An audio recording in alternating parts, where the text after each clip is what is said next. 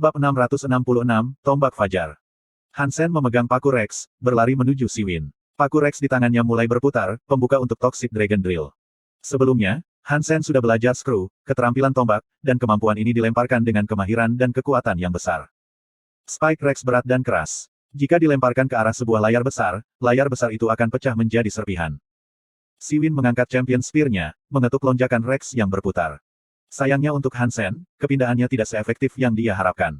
Angin laut kemudian menyerang seperti naga gila, berputar-putar di udara dengan pinggangnya. Ada begitu banyak kekuatan dalam serangan itu, Han Sen tidak punya pilihan selain menurunkan senjatanya dan memblokir serangan itu. Dong! Tombak dan tombak Rex bertabrakan. Han Sen terpaksa mengambil 2 langkah mundur, dan dia mengerutkan kening saat dia melakukannya. Karena lonjakan Rex hanyalah objek virtual yang telah dipindai oleh sistem, ia tidak memiliki nyala api nyata dan ketangguhan objek asli. Satu-satunya karakteristik yang diterjemahkan adalah bobot dan bentuknya. Spike Rex seharusnya lebih berat dari Champion Spear. Jika pukulan ini membuat sistem menentukan bahwa Han Sen harus mengambil 2 langkah mundur, itu berarti lawannya lebih kuat daripada dirinya. Ini bukan hal yang menggelikan. Jika dia adalah seorang Evolver, maka angin laut memiliki kebugaran sekitar 150.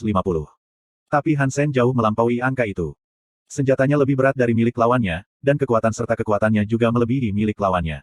Namun, untuk beberapa alasan, ia kalah dalam bentrokan dan harus mundur. Angin laut tidak bergerak, dan Han Sen berusaha menyerang lagi. Keterampilan tombaknya aneh, Han Sen menatap tombak Siwin. Dia berada pada posisi yang kurang menguntungkan, dan ketidakmampuannya untuk menentukan keterampilan unik yang dipaksakan lawannya adalah mengapa dia dipukul mundur. Dong! Tabrakan pedang yang lain, dan Han Sen dipukul mundur oleh Champion Spear lagi. Sistemnya tidak mungkin salah, dan sekarang tidak ada keraguan bahwa lawannya lebih kuat dari dia. Siwin mengayunkan tombaknya ke arah Han Sen. Menyelaraskan lonjakan Rex secara horizontal, ia memblokir tombak yang masuk. Dong! Han Sen tidak bisa menahan kekuatan serangan, yang memaksanya mundur beberapa langkah. Itu sangat kuat, dia hampir merasa seolah-olah lonjakan Rex akan dihilangkan dari tangannya. Meskipun Han Sen sudah mencoba menggunakan Toxic Dragon Drill melawan Siwin, dia bisa merasakan perbedaan dalam kualitas keterampilan mereka. Lawannya memang master dari Champion Spear. Keterampilan tombak begitu kuat sehingga serangannya seperti naga melepaskan kemarahannya pada dunia yang tidak curiga. Ketika dia mendorong, itu seperti gigitan ular yang tersembunyi. Serangan itu sangat cepat dan tidak terduga. Han Sen diserang oleh tombak terus-menerus dan tidak diberi kesempatan untuk melawan. Ketika Hui Haifeng mulai mengayunkan tombaknya, serangan itu turun seperti gelombang tsunami, tanpa henti. Hui Haifeng sedikit kecewa dengan lawannya, dia pikir senjata Han Sen adalah sesuatu yang istimewa.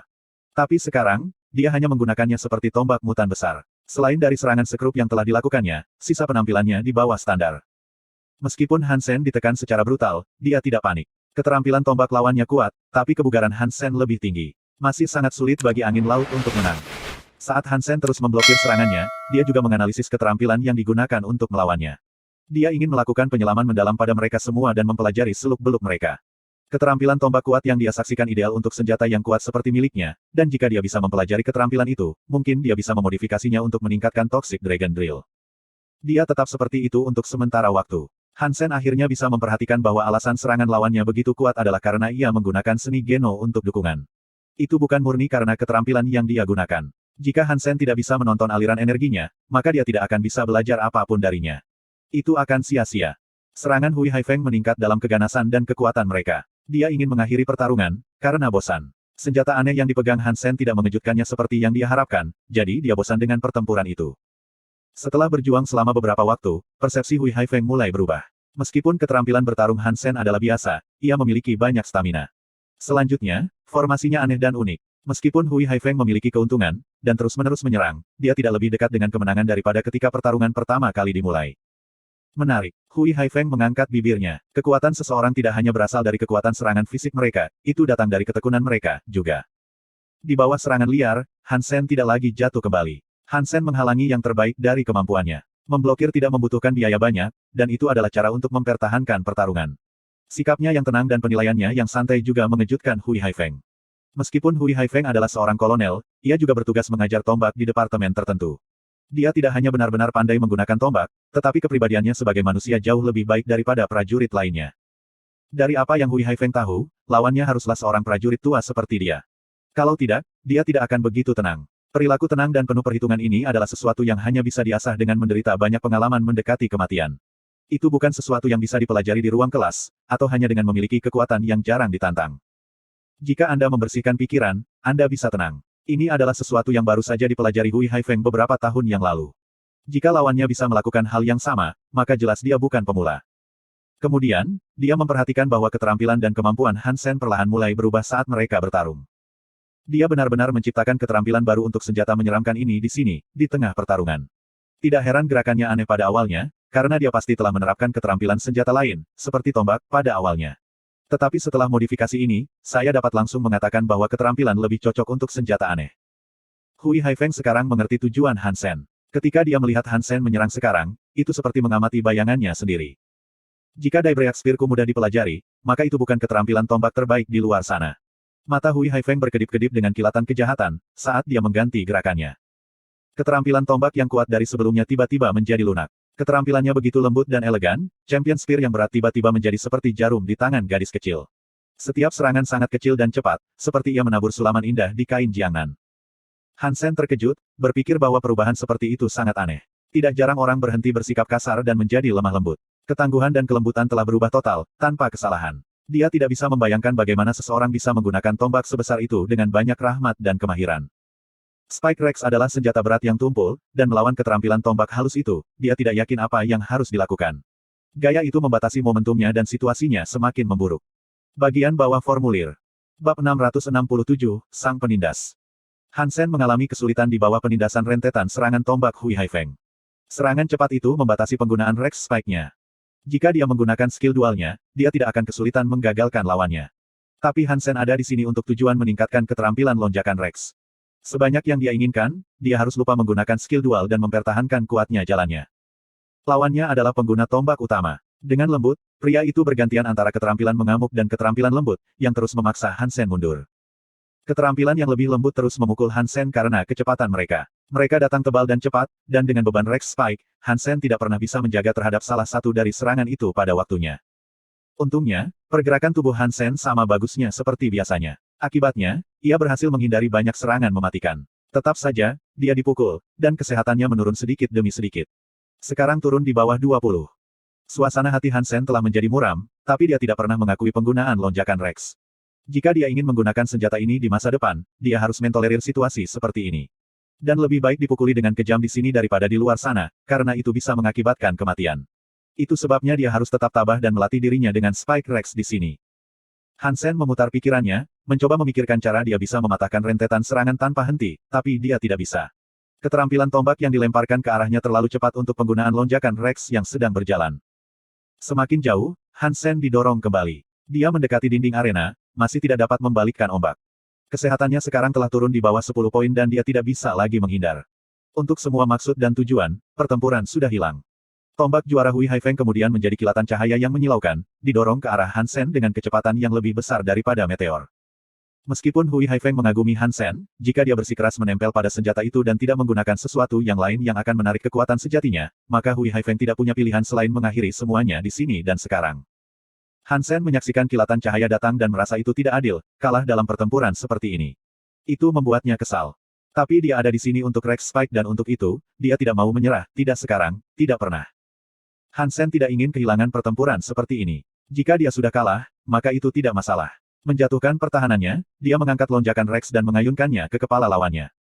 Han Sen memicu serangan ini dengan semua kemarahan dan kesedihan yang mengalir di dalam dirinya, meskipun sangat mungkin lawannya akan menghindarinya dan dia masih akan menderita pukulan terakhir.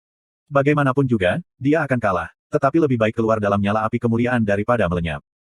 Saat dia sedang menyerang, Han Sen memanggil gambar tulang gajah yang menghancurkan batu menjadi dua. Perasaan bisa menembus oposisi tanpa rasa takut adalah apa yang diinginkan Han Sen, terutama. Han Sen, pada saat itu, berharap dia adalah tulang gajah. Dia ingin menghancurkan Siwin menjadi berkeping-keping dan melepaskan semua amarahnya. Pada saat yang menentukan itu, Han Sen merasakan tendangan Dongsuan Sutranya beraksi. Tapi energi itu tidak mengalir bersama dengan tubuh Han Sen, itu mengadopsi simulasi aliran energi gajah tulang. Menindas. Itu adalah satu-satunya kata yang terlintas dalam pikiran ketika Han Sen mengerahkan kekuatan gajah tulang yang akan dia tiru. Rasanya seperti seekor gajah benar-benar berlari di sekujur tubuhnya, dan dia diberikan kekuatannya. Kekuatan gajah menjalar melalui nadinya dan disuntikkan ke lonjakan Rex. Hui Haifeng memperhatikan ketika Han Sen tiba-tiba meninggalkan harapannya yang kuat untuk kemenangan dan menurunkan penjaganya, menjadikan semua yang dia miliki menjadi satu serangan terakhir. Dia tahu itu tidak akan mengenai dia. Mencoba serangan dengan senjata yang tumpul dan berat seperti itu konyol. Itu akan terlalu lambat. Champion Spear-nya bisa menembus jantung Han Sen dan menghantam sedikit sisa kesehatan terakhir sebelum Rex lonjakan separuh jalan. Hui Haifeng memegang Champion Spear besarnya, namun dia menggunakannya dengan ketepatan jarum yang halus. Dan jantung lawannya adalah tempat ia ditetapkan untuk menyodok dan menenun kekalahan pahit. Tetapi tepat ketika ujungnya mendekati jantungnya, wajahnya berubah. Senjata di tangan Han Sen dipercepat. Suara mendesing. Senjata yang perkasa dan berat membelah udara, menghasilkan suara memekakkan telinga saat melonjak. Itu membuat Hui Haifeng merasa seolah-olah dunia menyusut, karena senjata mengerikan itu mengaburkan visinya. Di matanya, citranya menjadi lebih besar dan lebih besar. Hui Haifeng terkejut. Dia tidak mengerti bagaimana atau mengapa keterampilan lawannya tiba-tiba menjadi begitu menakutkan. Tetapi sekarang bukan saatnya baginya untuk berpikir, yang bisa dia lakukan hanyalah upaya untuk memblokir serangan mengerikan itu. Dia mencengkeram tombak dengan kedua tangan dan membawanya sebelum serangan masuk. Bukannya dia tidak ingin menusuk tubuh lawannya, tetapi serangan Han Sen tampak seperti perpanjangan senjata dan sebaliknya. Mereka satu. Itu membuatnya merasa seolah-olah, jika dia melanjutkan serangannya tanpa menarik kembali untuk memblokir, dia akan hancur menjadi debu. Dong! Spike Rex yang kuat memukul Champion Spear. Tubuh baja tombak yang tebal itu pecah berkeping-keping. Spike Rex juga tidak melambat. Terus berjalan. Hui Haifeng tidak menyangka lawannya melakukan serangan yang kuat. Dia juga tidak bisa mengelak. Senjata disimulasikan oleh sistem, sehingga ketangguhan senjata disamakan untuk kedua lawan untuk menjaga keadilan. Tetapi jika dia bisa menghancurkan Champion Spear yang tangguh, hanya ada satu alasan yang mungkin mengapa lawannya terlalu kuat. Pang! Hui Haifeng seperti kertas, terbelah dua dengan kejam. 100 poin HP habis dalam satu saat, dan dia dikeluarkan dari arena. Gula suci. Apakah orang ini selingkuh? Bagaimana mungkin seorang evolver memiliki kekuatan seperti itu? Setelah Hui Haifeng keluar dari arena, dia terkesima. Han Sen sendiri terkejut oleh kekuatan yang dia panggil untuk serangan itu. Dia tidak berharap bisa mensimulasikan energi gajah tulang dengan sangat baik, tetapi dengan melakukan itu, dia telah diberi kekuatan untuk mengalahkan lawannya dalam satu pukulan yang menghancurkan.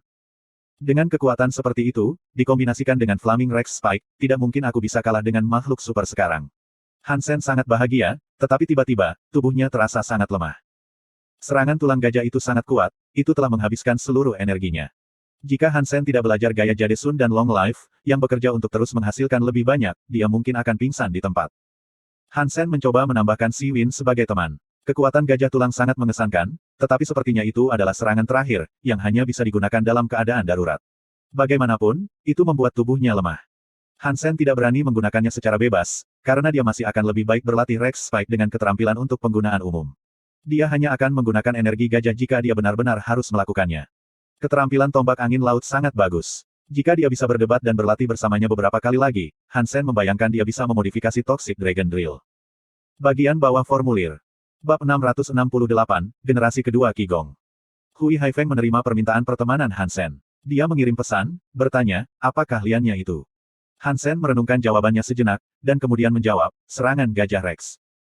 Han Sen tidak terlalu berbakat dalam hal penamaan. Untuk nama ini, ia menggunakan aturan penamaan yang paling dasar. Dia mengambil satu kata dari setiap komponen keterampilan, satu kata dari Flaming Rex Spike dan satu kata dari tulang gajah, yang kekuatannya dia tiru. Itu adalah serangan gajah Rex yang sangat bagus. Itu benar-benar memiliki kekuatan gajah dan T-Rex. Hui Haifeng kemudian bertanya, apakah Anda seorang prajurit tua?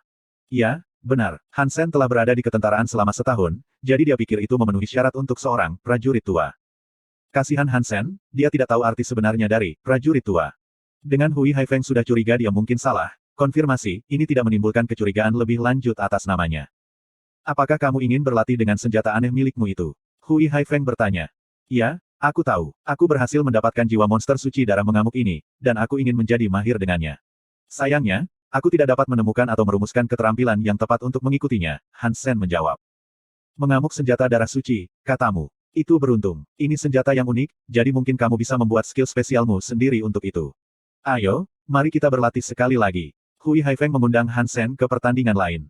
Saudaraku, aku menghargainya, tapi aku tidak bisa melakukan ini lagi. Serangan gajah Rex itu menghabiskan seluruh cadangan energiku, dan aku tidak bisa mengembalikan semuanya dengan mudah. Tulang-tulangku cukup rapuh sekarang, Han Sen kata. Meskipun keadaannya tidak seburuk yang dia bayangkan, dia cukup terkuras. Dia akan dirugikan sejak awal, jadi tidak mungkin itu akan menghasilkan hasil pelatihan yang layak. Tidak apa-apa, kami telah menambahkan satu sama lain sebagai teman sekarang. Jika Anda ingin berlatih, pukul saja saya, Hui Haifeng dengan senang hati menjawab. Aku akan yakin. Terima kasih banyak, kata Han Sen. Kami adalah teman pertempuran, Anda dipersilakan. Saya tertarik dengan senjatamu, kata Hui Haifeng. Setelah Han Sen keluar dari kamp pelatihan virtual, pikirannya terus melayang ke Qigong si gajah tulang. Jika Sutra Dongsuan dapat mensimulasikan unsur-unsur Qigong, apakah itu berarti ia bisa mensimulasikan Qigong dari beruang hitam, rubah perak, atau bahkan labu aneh yang dimilikinya? Memikirkan hal ini, Han Sen cukup bersemangat dengan prospek tersebut. Energi gajah tulang memiliki kekuatan kinetik yang mentah dan menyedihkan. Dia bertanya-tanya apa yang mungkin terjadi jika dia mensimulasikan Qigong dari makhluk lain. Jika aku mensimulasikan energi rubah perak, apakah itu berarti aku akan bisa mengeluarkan kilat? Han Sen melompat pada pemikiran itu. Jika itu berhasil karena dia berteori, Han Sen percaya bahwa dia baru saja mendapatkan jackpot. Jika dia bisa mensimulasikan Qigong dari anak-anak makhluk super, dia bisa melakukan apapun yang dia inginkan. Dia akan menjadi tidak bisa dihancurkan. Di tengah kegembiraan ini, ia mencoba mensimulasikan Qigong rubah perak.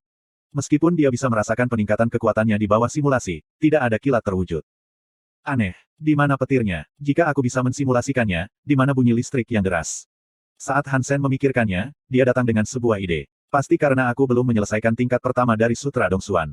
Mungkin aku tidak bisa memanggil kekuatan unsur karena aku belum membuka kunci gen pertama. Meskipun itu hanya dugaan, kemungkinan besar itu adalah kebenaran.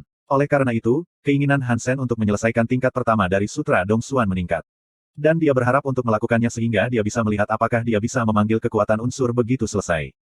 Tapi Dongsuan Sutra Han Sen telah mencapai semacam topi lunak. Setelah akselerasi cepat yang diperolehnya selama berada di bawah pohon persik, tidak banyak kemajuan yang dicapai sejak itu. Jika dia bisa mengatasi keterpurukannya saat ini, dia mungkin bisa menembus tingkat pertama.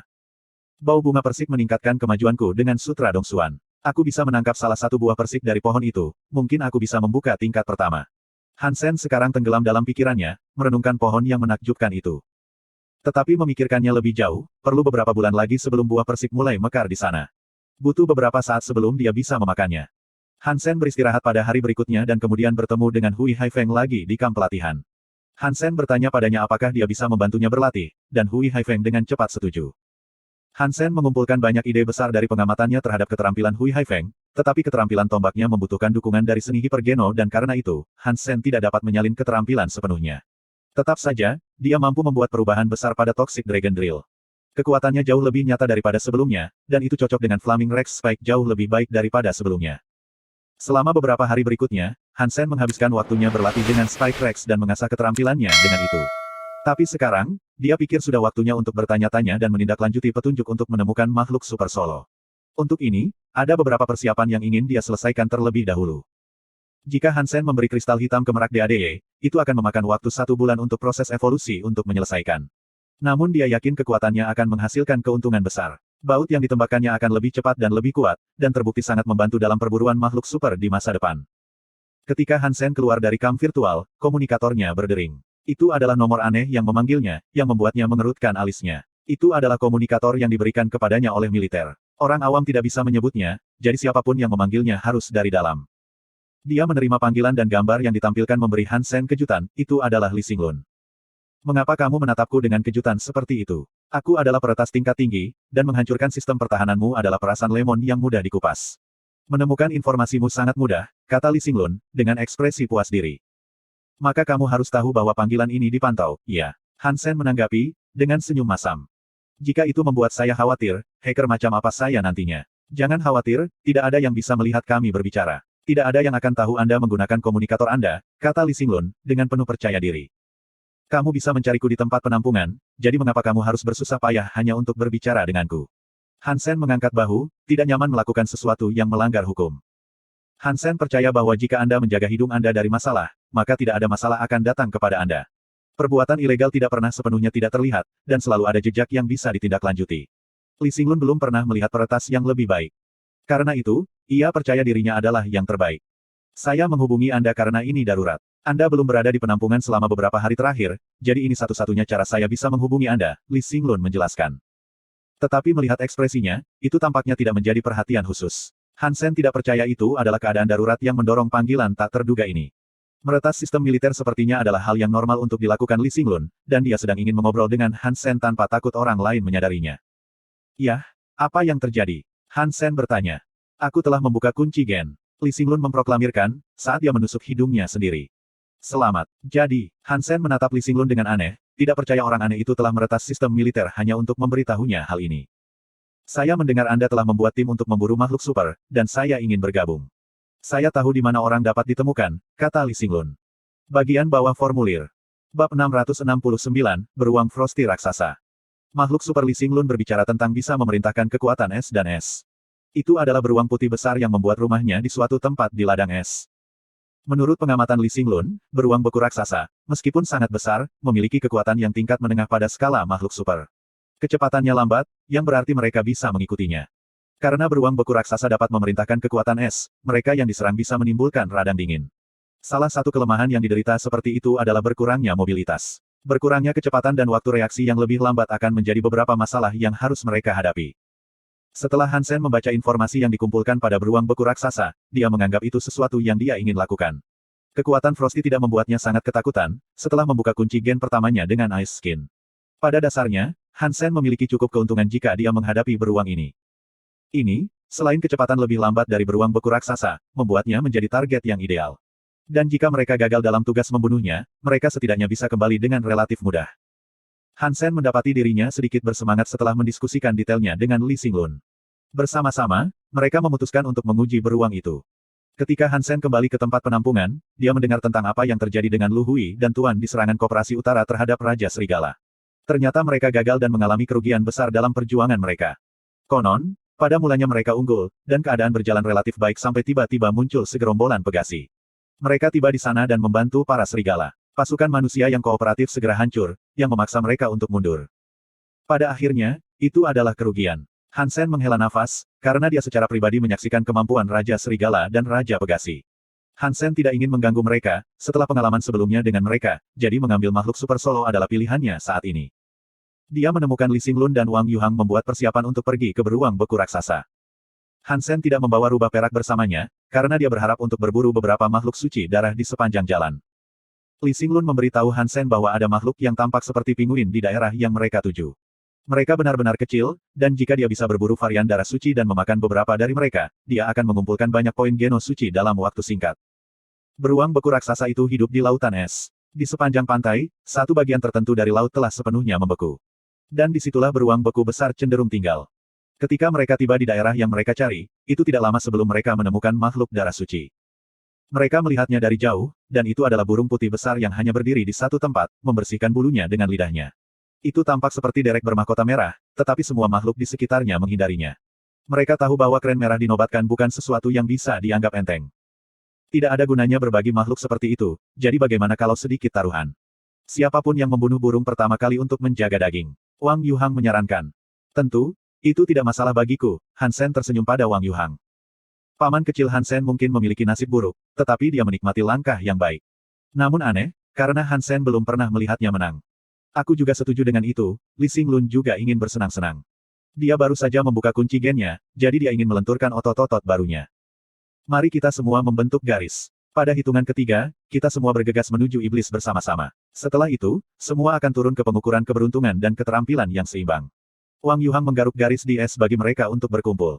Mereka bertiga kemudian berdiri dalam barisan. Setelah itu, Wang Yuhang menghitung sampai 3. Setelah penghitungan naik, Wang Yuhang dan Li Xinglun adalah satu-satunya yang mulai berlari ke arah burung itu. Di mata Li Xinglun, sepertinya galaksi berputar. Dia mempercepat apa yang tampak lebih cepat dari kecepatan cahaya, berlari menuju derek bermahkota merah. Wang Yuhang juga tidak bungkuk. Dia berteriak dan cahaya muncul dari dalam dirinya. Ketika ini terjadi, kecepatannya meningkat dan dia berhasil mengejar ketinggalan dan jejak tepat di belakang Li Xinglun. Seperti dua meteor, mereka berdua meluncur di atas es dengan tergesa-gesa. Hansen perlahan mengeluarkan panah merak yang baru saja berevolusi. Dari gemetar, ia dimuat dalam baut bulu gagak. Dengan melihat cepat ke arah kren, dia mengangkat tangannya dan menarik pelatuknya. Suara mendesing. Baut lampu hitam melintas dan menempuh jarak 1000 meter dalam sekejap mata. Tembakannya melewati Li Xinglun dan Wang Yuhang dan bersarang di tempurung bangau. Makhluk suci darah yang diburu, Snowbird.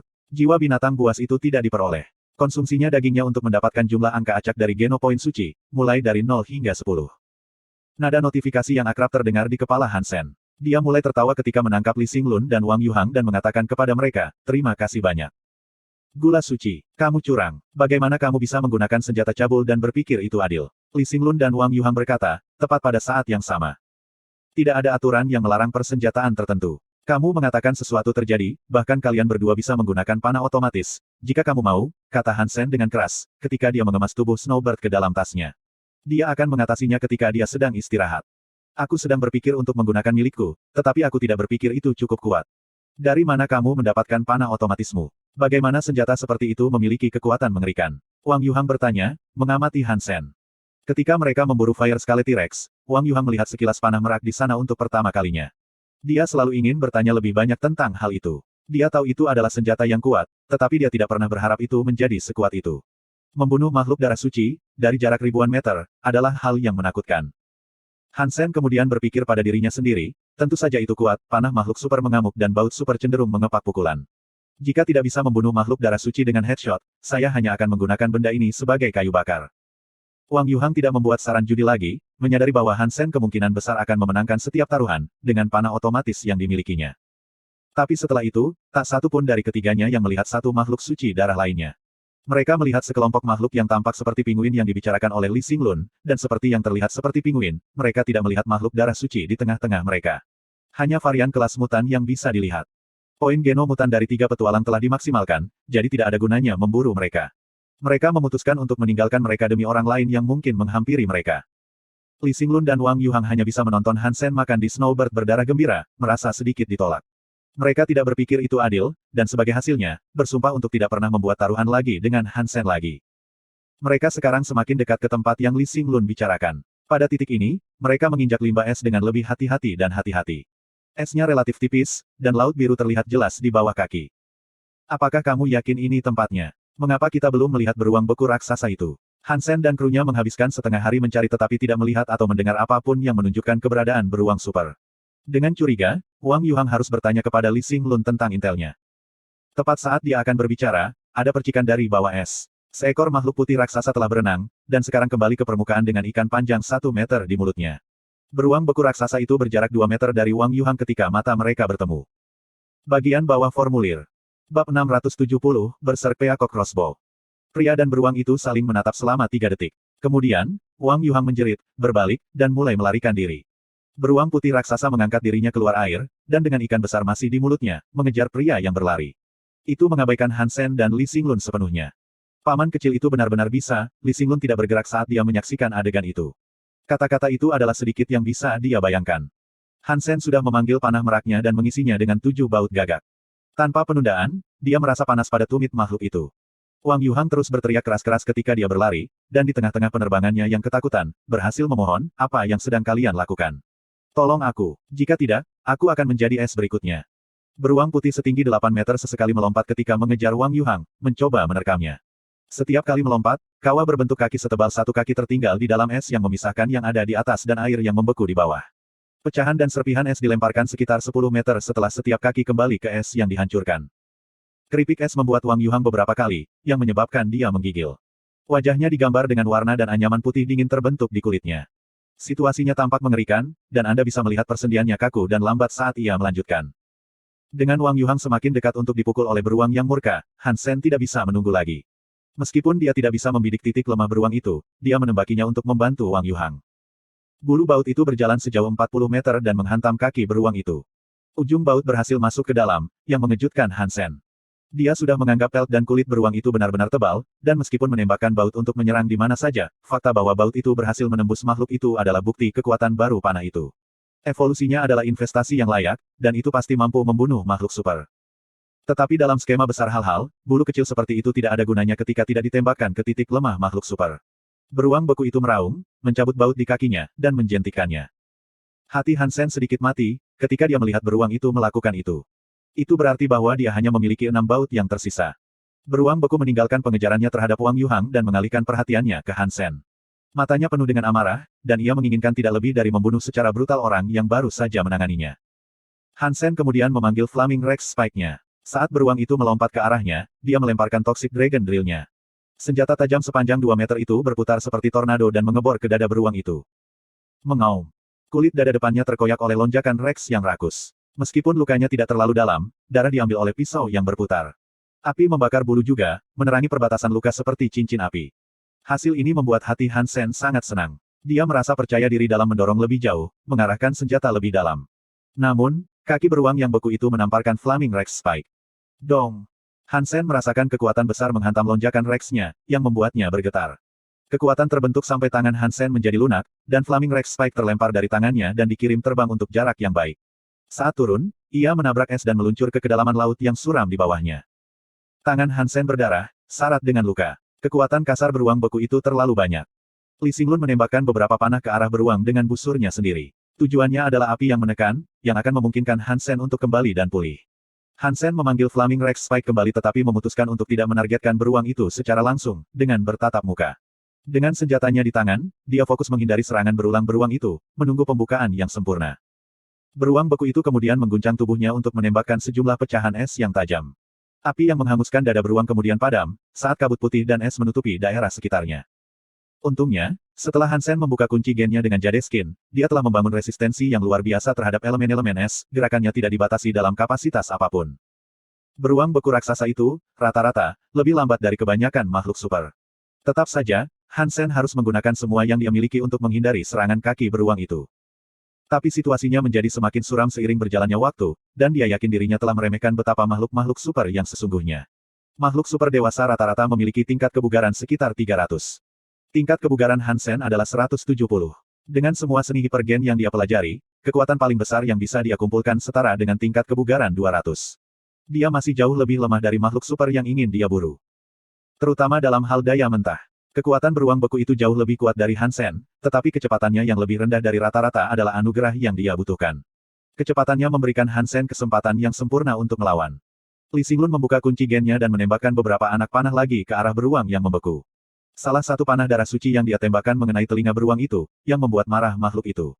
Beruang itu kemudian mengubah targetnya lagi, memilih untuk mengejar Li Xinglun. Gerakan Li Xinglun cukup bagus. Dia mungkin tidak memiliki mobilitas dan ketangkasan yang dimiliki Hansen, tetapi kecepatan Li Xinglun adalah yang terbaik saat berada di garis yang relatif lurus. Inilah yang Li Xinglun sekarang coba lakukan. Sayangnya, beruang yang beku itu tidak sepenuhnya melampaui kecepatan, dan berhasil tetap cukup dekat dalam pengejarannya. Tubuh Wang Yuhang akhirnya mulai membaik. Dia cepat-cepat mengambil es dan melemparkannya ke beruang untuk menarik perhatiannya kembali ke dirinya sendiri. Beruang beku itu kemudian meninggalkan perburuan Li Xinglun dan melanjutkan pengejarannya terhadap Wang Yuhang. Baut Hansen mengenai leher beruang beku itu, tapi kali ini, itu tidak berbalik dan berganti target lagi. Itu tetap terpaku pada pengejaran Wang Yuhang. Itu terus mengejarnya, mengabaikan yang lain. Oh, dewa, aku mungkin tidak akan bertahan lebih lama lagi. Seseorang, aku mohon bantuanmu untuk menyelamatkanku dari kematian yang menyedihkan. Wang Yuhang terpeleset dan jatuh. Dengan hanya 1 detik tersisa, dia berhasil menghindari serangan beruang berikutnya. Dia dalam bahaya, dan dia bisa menyerah pada serangan berikutnya yang fatal dari makhluk itu sekarang. Tubuhnya juga menumpuk lapisan es lebih lanjut, karena rambut dan alisnya tampak dicat putih. Kematian tidak jauh dari Wang Yuhang. Lari ke aku. Hansen berteriak pada Wang Yuhang. Hansen memegang panah merak, dengan jarinya di pelatuk. Dengan mengangkat tangan, dia membidik beruang itu dan tetap tak bergerak. Wang Yuhang bangkit dan berlari ke arah Hansen, berteriak baginya untuk menembakkan baut. Tapi Hansen tidak bergerak sedikitpun saat dia menunggu Wang Yuhang mendekat. Beruang itu mengejarnya, tak henti-hentinya, dengan rahangnya yang kotor terbuka lebar. Lidahnya longgar keluar dari mulutnya, dan kadang-kadang mencoba menjilat Wang Yuhang. Untungnya, Wang Yuhang adalah pria yang kuat.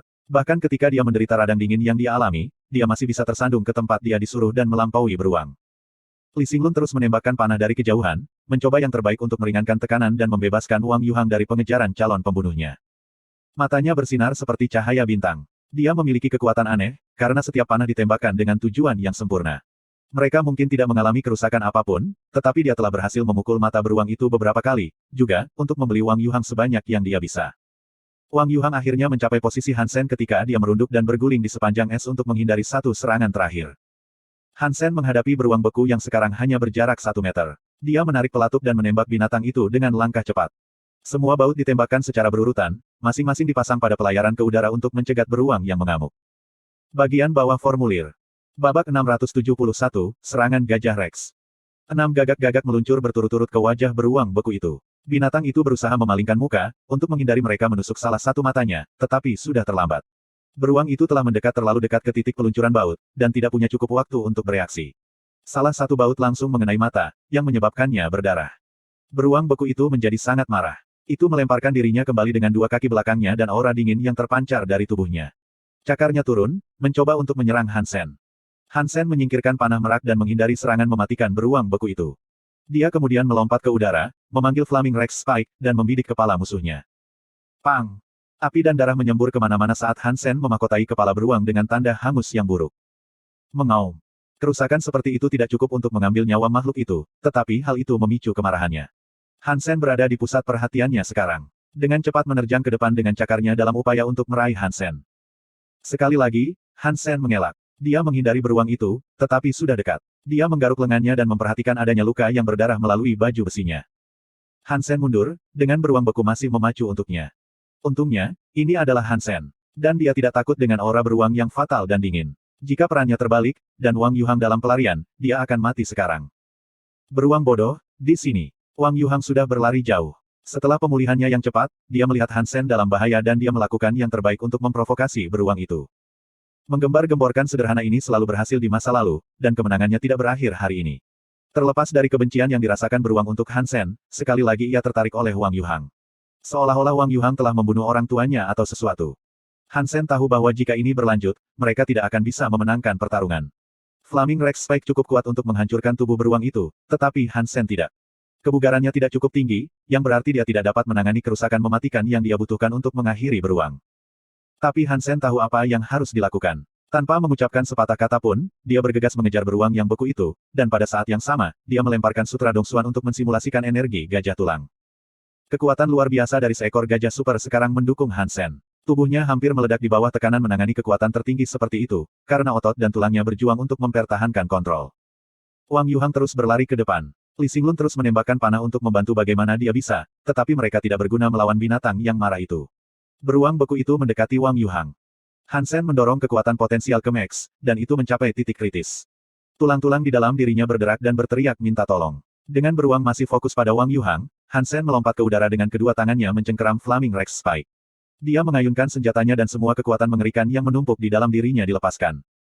Seolah-olah ruang waktu itu sendiri merupakan pukulan oleh serangan itu, dan udara bergemuruh dengan suara yang menakutkan. Pang! Lonjakan Rex, menyala dengan api, menjatuhkan pukulan mengerikan, dahsyat ke kepala beruang itu. Bunyi gedebuk yang dalam disertai pendaratannya saat tengkorak targetnya agak tenggelam. Nyala api membentak kerumunan bara yang memusingkan saat bulu kepala beruang berubah menjadi jelaga.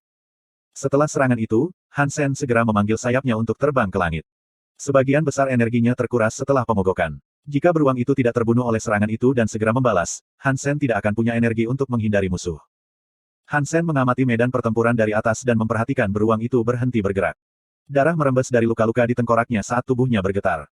Mengaum, beruang beku itu meledak, yang mengejutkan Han Sen. Kemudian beruang beku berlari. Hati Han Sen membawa banyak sukacita. Dia tahu bahwa serangan gajah Rex-nya pasti telah menghasilkan kerusakan gila pada beruang itu, jika tidak, ia tidak akan mencoba lari. Setelah itu, kita tidak bisa kehilangan itu. Han Sen memanggil dari udara saat ia berangkat mengejar udara. Tubuh Han Sen terasa lemas. Dia tidak bisa menyerang beruang itu lagi untuk sementara waktu. Beruntung bahwa jiwa binatang terbang tidak menarik dari kekuatan individu. Jika itu terjadi, dia tidak akan bisa mengimbangi makhluk yang melarikan diri itu. Wang Yuhang dan Li Xinglun mematuhi perintah dan juga mengejarnya. Mereka mencoba memotong dan mengelilingi beruang yang melarikan diri, tetapi upaya mereka gagal. Mereka tidak memiliki senjata jiwa binatang buas yang super, sehingga mereka bahkan tidak bisa memberikan kerusakan pada kulit beruang itu. Tapi otak beruang yang beku itu pasti sudah sangat rusak, karena penilaian dan pergerakannya tidak masuk akal. Itu tidak mencoba melompat ke laut untuk melarikan diri lebih cepat, sebaliknya, ia lari menuju Icefield. Masih memiliki kecepatan, tetapi gerakannya goyah. Pukul luka di kepalanya, Li Xinglun menembakkan panah ke luka yang diciptakan oleh Han Rex Strike dari Han Sen. Ini menyebabkan luka memuntahkan lebih banyak darah, dan binatang itu menjerit kesakitan. Wang Yuhang ingin bergegas ke depan, tetapi dia hanya memiliki satu pedang kuno, dan dengan demikian tidak bisa mendekat. Beruang beku itu berhasil mengikuti langkahnya, meskipun rasa sakit itu bertahan lama. Mereka bertiga sedang mengejar, tetapi mereka akhirnya tertinggal dan merasa diri mereka kehilangan itu. Untungnya, kerusakan yang terjadi pada otak sangat parah, dan hasilnya tidak berfungsi dengan baik. Beruang itu tidak mengubah arah sekali, mempertahankan arahnya sepanjang waktu. Akibatnya, ketiganya tidak kehilangan jejak. Beruang beku berlari semakin dalam ke Icefield. Akhirnya, kecepatannya melambat meskipun ada keinginan untuk berlari. Pindah, pindah. Li Xinglun mengendarai gunung untuk mengejar ketinggalan. Dia berteriak pada orang-orang di Icefield, menyuruh mereka keluar dari jalan dan tidak mencegat beruang yang melarikan diri, supaya mereka tidak terluka parah. Kebanyakan orang menghindari beruang, tetapi satu kelompok tidak. Sebaliknya, mereka berlari ke arah itu, menginginkan sepotong aksi. Pah, kenapa kita harus minggir? Siapapun yang membunuhnya, memiliki itu, sederhana dan sederhana. Aku tidak melihat namamu di atas beruang, jadi mengapa kita tidak bisa membunuhnya, ya? Kata pria yang memimpin kelompok itu. Li Xinglun memandangi orang-orang dan menyadari bahwa itu adalah orang-orang Qixi-Wen dari tentara Black God. Meskipun mereka milik Goddess Shelter, keempat pasukan itu adalah individu dan Li Xinglun tidak memiliki wewenang untuk menyuruh mereka mundur. Setelah orang-orang bergegas menuju beruang, yang lain di dekatnya memperhatikan kemungkinan menangkap pembunuhan yang mudah juga. Mereka juga berusaha bergabung. Tetapi semua orang mengira Li Xinglun hanya berburu makhluk berdarah suci, makhluk yang terlihat sangat rusak. Kemungkinan untuk mendapatkan jiwa binatang yang gampang itu sangat menarik. Namun terlambat bagi Han Sen untuk menghentikan mereka. Dia menyaksikan banyak orang turun pada beruang, yang makhluknya kejar memiliki reaksi yang buruk. Itu memanggil aura beku dan melepaskan hujan es untuk melempari para penyerang baru, membekukan sebagian besar dari mereka. Yang terkuat dari mereka yang berusaha bergabung kemungkinan besar memiliki tingkat kebugaran sekitar 100. Mereka bahkan tidak membuka kunci gen mereka, dan sebagai hasilnya, mereka tidak memiliki kesempatan untuk menahan serangan seperti itu. Beruang itu kemudian menghantam tanah, yang mengarah ke aliran darah. Beberapa orang hancur, dan tak satu pun dari tubuh mereka yang tersisa lengkap. Anggota badan yang terpotong berserakan, dan organ dibiarkan terbuka. Satu orang ditumbuk menjadi daging cincang. Bagian bawah formulir. Bab 672, Salam untuk Pemimpin. Setelah pembantaian berevolusi, tubuh dan darah beruang berserakan di salju. Mereka yang bergabung dengan keributan mencari pembunuhan yang mudah, dan telah dibiarkan hidup, berwarna hijau di wajah mereka. Mereka berharap bisa menumbuhkan 2 kaki tambahan untuk berlari lebih cepat. Ada yang salah dengan kepala beruang itu. Itu tidak peduli untuk apapun, dan berusaha membunuh siapapun dan apapun yang melintasi jalannya tanpa pandang bulu. Dengan tubuh-tubuh yang rusak dan terpuruk satu sama lain di permukaan es, surga tahu berapa banyak yang telah mati dengan bahagia. Meskipun Han Sen ingin menghentikannya, dia tidak memiliki kekuatan sekarang. Energinya belum pulih dari penggunaan pertama Elephant Rex Strike, jadi dia belum bisa menggunakannya lagi. Dan serangan biasa tidak berguna melawan raksasa yang mengamuk. Han Sen hanya bisa berharap energinya akan segera pulih. Jika dia bisa menabrak beruang dengan satu lagi serangan gajah Rex, itu pasti akan binasa. Oh tidak, beruang beku itu menuju ke salah satu tempat berlindung kelas ksatria saya. Wajah Li Xinglun berubah. Dia memanggil Wang Yuhang, berkata, "Paman kecil, kau harus menariknya." Wang Yuhang, dengan ekspresi tertekan di wajahnya, berkata, "Aku jamin, aku berusaha." Tapi iblis itu tidak lagi tepat di kepala. Itu tidak akan memedulikanku seperti dulu. Mata Li Xinglun memerah. Dia bergegas ke depan, berusaha untuk mengevakuasi tempat perlindungan yang mendekati beruang. Ketika beruang yang beku melihatnya, binatang itu tidak menunda untuk menargetkannya. Orang-orang di dalam tidak akan punya cukup waktu untuk melarikan diri. Itu adalah tempat penampungan yang berorientasi pada bisnis, sehingga sebagian besar orang di dalam bahkan tidak tahu bagaimana cara bertarung. Jika beruang dingin masuk, itu akan menjadi pembantaian. Darah akan mengalir ke atas dan ke bawah tembok saat ia meretas dan menusuk orang-orang di dalam dengan sedikit atau tanpa perlawanan. Banyak orang di dalam tempat penampungan telah menyaksikan pembunuhan beruang sebelumnya di tundra. Itu menciptakan kekacauan dan kepanikan massal, ketika orang-orang saling memanjat dalam upaya untuk melarikan diri dengan kehidupan mereka. Aula tersumbat dengan orang-orang saat mereka bergegas keluar serentak. Gerbang itu penuh sesak dengan orang-orang gila, yang membuat upaya evakuasi bahkan lebih lambat. Li Xinglun terus menembakkan panah ke luka beruang yang membeku, tapi itu hanya membuatnya semakin marah. Kekerasannya hanya meningkat, mungkin sebagai tanggapan terhadap keadaan hampir mati. Ia ingin menyerang dalam kobaran darah dan teror terakhir sebelum ia menyerah pada luka-lukanya. Han Sen melihat dan mengerutkan kening. Meskipun tempat penampungan itu milik Li Xinglun, setiap tempat penampungan di Icefield membayar pajak, yang membantu mengantongi kantong Han Sen dengan uang tunai. Hunian ini khususnya adalah di antara tempat penampungan dengan bayaran tertinggi ketika menyangkut pajak. Han Sen tidak ingin penghasilannya berkurang, dan dia juga tidak ingin melihat orang dibunuh. Energinya belum pulih, jadi dia tidak bisa menggunakan Elephant Rex Strike lagi. Beruang beku itu mendekati tempat perlindungan dan melemparkan beratnya ke dinding, seolah berusaha mencakar jalannya. Cakar depannya menciptakan bekas goresan yang dalam di permukaan dinding. Dengan udara dingin, ia mencoba memanjat tembok. Orang-orang di tempat berlindung, di balik tembok itu, berteriak ketakutan. Dindinglah yang memisahkan mereka dari beruang yang beku. Mereka bisa melihatnya, semua pembunuh dan tampak gila. Tengkorak yang menyerah dan wajah berdarah hanya membuatnya terlihat lebih menakutkan. Itu seperti raksasa menakutkan yang memakan orang, dan sebentar lagi, itu akan sampai di atas tembok dan siap untuk makan prasmanan dari penduduk yang tak berdaya. Han Sen melihat beruang beku bertengger di dinding tempat berlindung. Dia mengertakkan giginya, mengepakkan sayapnya untuk menambah kecepatan, dan melayang ke arah musuhnya. Semua orang menyaksikan Han Sen turun dari langit ke darat, dengan senjata api karangan bunga raksasa di tangan. Itu tampak seperti kepala bor XXL yang berputar dengan kecepatan maksimal. Itu terlihat sangat kuat. Pergilah ke neraka, beruang. Makan kreker keparatku yang menyala-nyala. Han Sen melompat ke udara, seruan perangnya menguatkan semangatnya. Paku Rex berapi-api itu diarahkan ke butole dari beruang beku, yang masih berdiri di dinding. Dengan dorong yang luar biasa, Han Sen menghentakkan senjatanya ke anusnya. Api berkobar dan darah menyembur saat bor sepanjang 2 meter di dalam posterior beruang itu.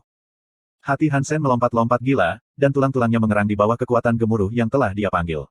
Han Sen sekali lagi mendorong kekuatannya ke max, dan dengan kedua tangan mencengkeram senjatanya, dia mendorongnya sedalam mungkin.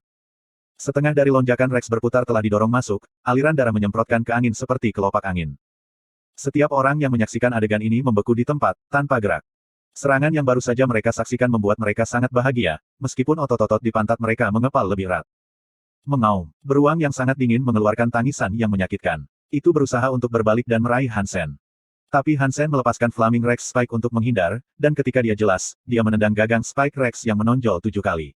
Setiap tendangan seperti palu pasak lebih dalam dan lebih dalam ke bumi coklat. Setelah tendangan ketujuh, Hansen berteriak ke langit. Dia menarik apa yang tersisa dari kekuatannya ke tinjunya dan meninju pegangan Rex Spike, satu-satunya bagian yang belum didorong di dalam beruang. Setelah itu, seluruh Flaming Rex Spike ada di dalam tubuhnya. Darah mengalir dari belakangnya, saat beruang itu berteriak. Namun, seruannya dipotong pendek saat tubuh itu merosot ke tanah dengan keras. Hasilnya adalah gempa yang menggetarkan seluruh tempat penampungan. Super Creature Hunted, Giant Frosty Bear. Jiwa binatang buas belum diperoleh. Daging makhluk ini tidak bisa dimakan, tetapi kamu bisa memanen saripati Life Geno-nya. Mengkonsumsi sari Life Geno-nya untuk mendapatkan jumlah numerik poin Super Geno acak, mulai dari 0 hingga 10. Hansen mendengar suara yang dikenalnya tetapi kecewa karena tidak menerima jiwa binatang buas itu, meskipun dia mengalami kesulitan yang luar biasa dalam membunuh makhluk super itu. Tapi Hansen harus mengharapkannya kapan-kapan. Tetap saja, dia memang memiliki drop rate tinggi dari jiwa-jiwa binatang ketika datang ke makhluk super. Tentu saja, tidak ada yang keberatan dengan kemampuan ekstra untuk melakukan tugas percobaan, dan hal yang sama berlaku untuk Hansen. Oleh karena itu, dia berharap bahwa dia bisa mendapatkan jiwa binatang buas yang beku. Mata semua orang terbuka lebar dengan bingung, menyaksikan Hansen kembali ke langit seperti dewa. Tidak ada yang berbicara sepatah kata pun, dan daerah itu sunyi senyap. Tetapi kemudian, setelah masa hening berlalu, para evolver di dalam tempat perlindungan mulai merayakan kemenangannya. Seseorang berteriak, "Salam ke pemimpin." Yang lain yang baru saja lolos dari kematian bergabung, menyanyikan, "Salam untuk pemimpin." Salam untuk dewa keparat kerupuk. Pelantun memimpin mengubah pelantun. Yang tak terhitung jumlahnya mengikuti lagi, berteriak, "Salam untuk dewa keparat kerupuk." Suara-suara itu bergemuruh ke langit dan Hansen hampir jatuh kembali setelah mendengar tangisan gembira. Dia benar-benar merasa agak canggung. Jika dia masih memiliki kekuatan, dia akan turun, mencari tahu siapa yang memulai nyanyian konyol, dan membunuhnya. Tubuh beruang beku menghilang. Hansen meraih kristal es seukuran kepalan tangan dari tempat mayat itu dulu berbaring dan terbang. Berita tentang kemenangan Hansen atas beruang beku menyebar jauh dan luas di seluruh Icefield, tetapi berita tentang pembantaian makhluk super Gigi sendiri belum diumumkan. Orang-orang biasa tidak tahu tentang keberadaan makhluk super, dan karena itu diyakini bahwa Hansen hanya membunuh makhluk darah suci ekstra kuat. Tidak ada yang tahu itu adalah makhluk super. Tetapi orang-orang yang menyaksikan perkelahian yang terjadi pada hari itu menceritakan kisah Hansen yang membongkar sebuah anus beruang raksasa yang beku berkali-kali. Dan kisah inilah yang membuat Hansen mendapat gelar Dewa Asole Cracker. Ketika orang-orang mendengar cerita ini, mereka ingin tahu lebih banyak tentang itu. Bagian bawah formulir. Bab 673, Rahasia Esensi Kehidupan Geno. Hansen, Wang Yuhang, dan Li Xinglun duduk dalam formasi segitiga di Gua Es. Mereka menempatkan esensi Life Geno seukuran kepalan tangan di tengah. Wang Yuhang menelan ludah, bertanya, apakah ini benar-benar esensi Life Geno? Li Xinglun tidak bisa mempercayai apa yang telah mereka capai hari ini, jadi dia berkata, apakah kita benar-benar membunuh makhluk super? Apakah kita yang pertama melakukannya di cagar alam dewa kedua? Bosman, apakah kamu akan menjual esensi Life Geno? Menurut kontrak yang aku tanda tangani, aku akan menerima potongan 30% dari hasil. Jika kamu mau, aku akan membayar kamu tambahan 70% dan membelinya Anda sepenuhnya, Wang Yuhang bertanya, menatap Hansen. Dari kontrak yang telah mereka tanda tangani, disebutkan bahwa Hansen akan menerima 50%, Wang Yuhang akan menerima 30%, dan Li Xinglun akan menerima 20%. Jika Hansen memutuskan bahwa dia tidak menginginkannya, apa yang terjadi dengan esensi Life Geno selanjutnya jatuh ke tangan Wang Yuhang. Tentu saja aku menginginkannya, aku ingin poin Super Geno, jawab Hansen singkat. Tidak mungkin dia akan melewatkan harta seperti itu. Wang Yuhang batuk dan berkata, Bosman, dari apa yang saya dengar, setelah keluarga Ji memperoleh esensi Life Geno mereka sendiri, tidak ada kemajuan yang dibuat. Mereka mencoba semua yang mereka bisa, tetapi mereka tidak dapat memperoleh poin Super Geno. Jika Anda kembali dengan ini milik Anda, kemungkinan besar akan menghasilkan hasil yang sama. Jika Anda ingin, menjualnya kepada saya atau sebelumnya, berikan kepada saya dan Real Wang. Kita dapat menyelidiki rahasianya atas nama Anda dan melihat apakah kami dapat pelajari cara mendapatkan poin Super Geno dari esensi Life Geno. Esensi Life Geno keluarga Ji tidak pernah dikonsumsi. Hansen terkejut mendengar ini. Dia berasumsi bahwa Ji King telah memakan esensi Life Geno sejak lama. Dia tidak berharap bahwa mereka masih menyelidiki bagaimana mendapatkan poin Super Geno dari artefak, dan tidak bisa langsung memakannya. Ya, mereka telah mencoba banyak cara berbeda untuk memakannya tetapi mereka semua tidak berhasil. Esensi Life Geno seperti obsidian. Tidak dapat dipecah menjadi dua, dibakar, atau tenggelam, kata Wang Yuhang. Li Xinglun kemudian berdentang untuk mengatakan, memang. Saya meretas ke dalam sistem keluarga Ji dan membaca catatan mereka dengan teliti. Mereka telah mencoba metode yang tak terhitung jumlahnya, tetapi mereka semua tidak punya harapan. Mereka pada akhirnya kehabisan akal, mencoba untuk mencari tahu bagaimana mereka bisa mendapatkan poin Super Geno. Mereka bahkan memanggil para profesional dari aliansi, tapi itu juga sia-sia. Nol kemajuan telah dibuat. Kemungkinan besar mengapa aliansi belum membuat pengumuman tentang makhluk super dan super poin Geno. Apakah mereka mencoba menelannya? Han Sen bertanya. Mereka melakukannya. Tidak ada gunanya menelannya juga. Itu keluar utuh dan tidak dicerna sedikit pun, kata Li Xinglun. Han Sen mengerutkan kening ketika dia mendengar ini. Ini berbeda dari apa yang dia ketahui tentang poin Super Geno. Dia baru saja menjilatnya dan menelannya utuh. Mengapa Jiking berbeda? Tetapi itu bukan tidak mungkin. Lagi pula, dua lainnya yang berhasil ia kumpulkan di sini di Suaka Dewa kedua juga tidak bisa dimakan. Mereka berbeda dari yang ia berhasil dapatkan di Suaka Dewa pertama. Jika esensi Life Geno keluarga Ji tidak dapat dimakan, maka itu cukup menarik, pikir Han Sen pada dirinya sendiri. Dia percaya pasti ada masalah di suatu tempat. Bosman, pertimbangkan itu. Pinjamkan padaku dan keluarga Wang akan melakukan yang terbaik untuk menyelidikinya. Aku berjanji, saat penemuan ditemukan, kamu akan menjadi yang pertama tahu. Kata Wang Yuhang. Ini adalah pertama kalinya aku mendapatkan esensi Life Geno, juga. Bagaimana kalau kamu biarkan aku menyelidikinya? Bagian yang pantas kamu dapatkan, apakah kamu menginginkannya sekarang atau nanti? Han Sen tidak ingin memberikannya kepada keluarga Wang untuk penelitian. Tapi, jika dia benar-benar tidak tahu cara mengonsumsi barang itu, maka dia mungkin harus mempertimbangkan kembali. Simpan itu untuk waktu berikutnya, Wang Yuhang dan Li Xinglun menjawab, secara bersamaan. Mereka tidak memiliki kekurangan keuangan, jadi mereka tidak mau menyerahkan bagian mereka demi uang. Maka, mereka memutuskan untuk menyimpannya untuk waktu berikutnya. Han Sen membawa esensi Life Geno beruang es kembali ke penelitian. Esensi Life Geno ini dingin, dan sangat berlawanan dengan esensi Life Geno T-Rex. Tetapi karena Han Sen punya jade skin, dia tidak takut dengan aura dinginnya. Han Sen ada di kamarnya. Saat dia memegangnya di tangannya, dia berulang kali menjilatnya. Tetapi tidak peduli berapa kali dia mencoba, tidak ada yang terjadi. Dia menjilat dan menjilat, tetapi itu tidak meleleh. Aku masih belum bisa memakannya. Apa yang memberi? Apa yang harus aku lakukan untuk membuat esensi ini menjadi poin Super Geno? Han Sen memegang esensi Life Geno, terus mengamatinya. Apakah itu seperti cerita fantasi barat? Mungkin ini inti dari binatang buas. Apakah aku harus berlatih elemen yang sama untuk menyerapnya? Sambil memegang kristal es, Han Sen mulai menjalankan jade skin. Dia pernah menyerap udara beku Sui Ikuang. Jika dia membutuhkan elemen yang sama untuk menyerap esensi Life Geno, lalu bisakah udara dingin kristal diserap oleh jade skin? Tetapi tidak peduli berapa kali atau cara Han Sen mencoba casting jade skin, tidak ada reaksi. Itu tidak bisa diserap atau disempurnakan atau apapun. Tidak akan terjadi apa-apa. Ini aneh. Untuk alasan apa ini seperti ini? Jika keluarga Ji tidak dapat mengetahui esensi Life Geno ini, apakah itu berarti Suaka Dewa pertama dan Suaka Dewa kedua adalah sama? Tetapi jika demikian, bagaimana aku bisa untuk memakan esensi Life Geno sementara aku berada di Suaka Dewa pertama?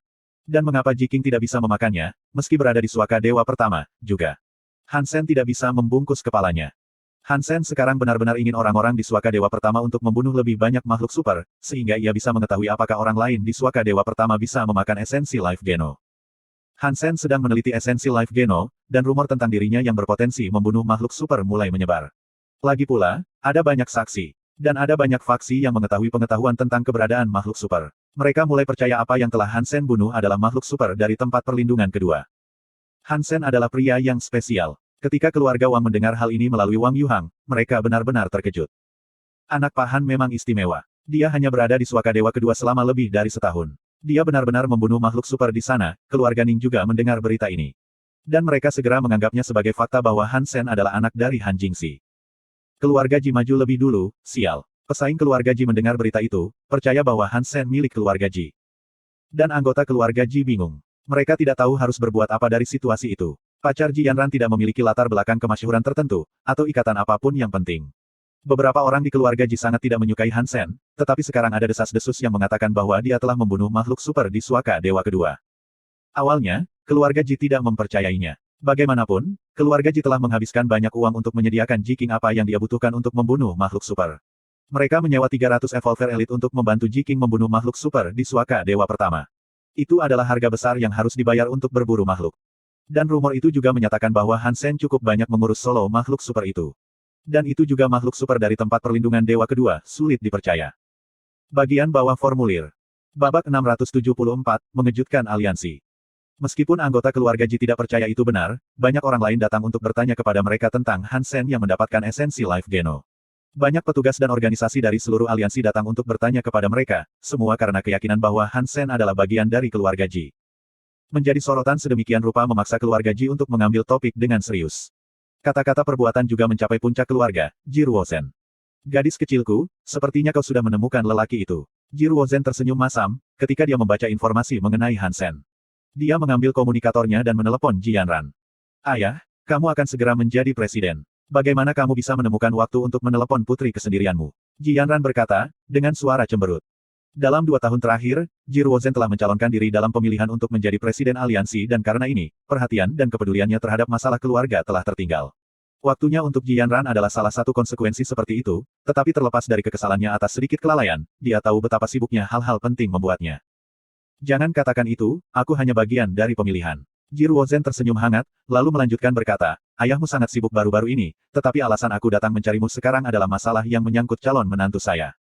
Kenapa? Apa yang terjadi dengan Han Sen? Ada yang salah. Wajah Ji Yanran berubah. Sesuatu telah terjadi, ya, dan ini cukup mengejutkan. Ji Ruozhen berhenti tersenyum untuk mengatakan kata-kata ini dengan sangat serius. Apa yang terjadi? Ji Yanran dengan cepat bertanya. Dia mungkin telah membunuh makhluk super di cagar alam Dewa Kedua. Bisakah kau membantuku bertanya-tanya dan mengevaluasi keaslian kisah ini? Dan, Ji Ruozhen tidak akan bertele-tele ketika harus berkomunikasi dengan putrinya. Dia mengenalnya dengan baik, dan dia lebih suka diberitahu hal-hal yang lurus, tidak peduli seberapa baik atau tidak menguntungkan subjek diskusi. Ji Yanran menunjukkan ekspresi terkejut dan gembira. Dia tahu pacarnya baik, tetapi jika dia mencapai prestasi yang memusingkan, itu jauh lebih baik daripada semua harapannya yang sebelumnya tinggi. Karena Ji Yanran tidak terlalu berbakat dalam pertempuran, dia tidak terlalu peduli dengan dunia atau masyarakat yang berperang. Dia tidak tinggal di lingkaran banyak, tetapi seperti orang lain, dia tahu banyak tentang Ji Qing dan bantuan yang dia terima dalam penebangan sendiri makhluk super. Keuangan yang terlibat sangat tinggi, terutama untuk sekali pembunuhan. Tapi bagi Han Sen untuk diam-diam membunuh makhluk super atas kemauannya sendiri, dengan sedikit atau tanpa dukungan, adalah luar biasa dan mengejutkan. Makhluk super cagar alam Dewa Kedua jauh lebih sulit daripada makhluk yang menghuni tempat perlindungan Dewa Pertama, jadi sulit bagi orang lain untuk membungkus kepala mereka di sekitar bagaimana Han Sen bisa menyelesaikan tugas seperti itu.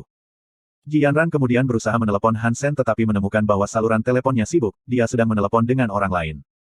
Ji Yanran menutup komunikatornya dan tidak mendorong lebih jauh. Dia tahu itu hanya masalah waktu sebelum Han Sen datang mencarinya. Dia yakin akan hal itu.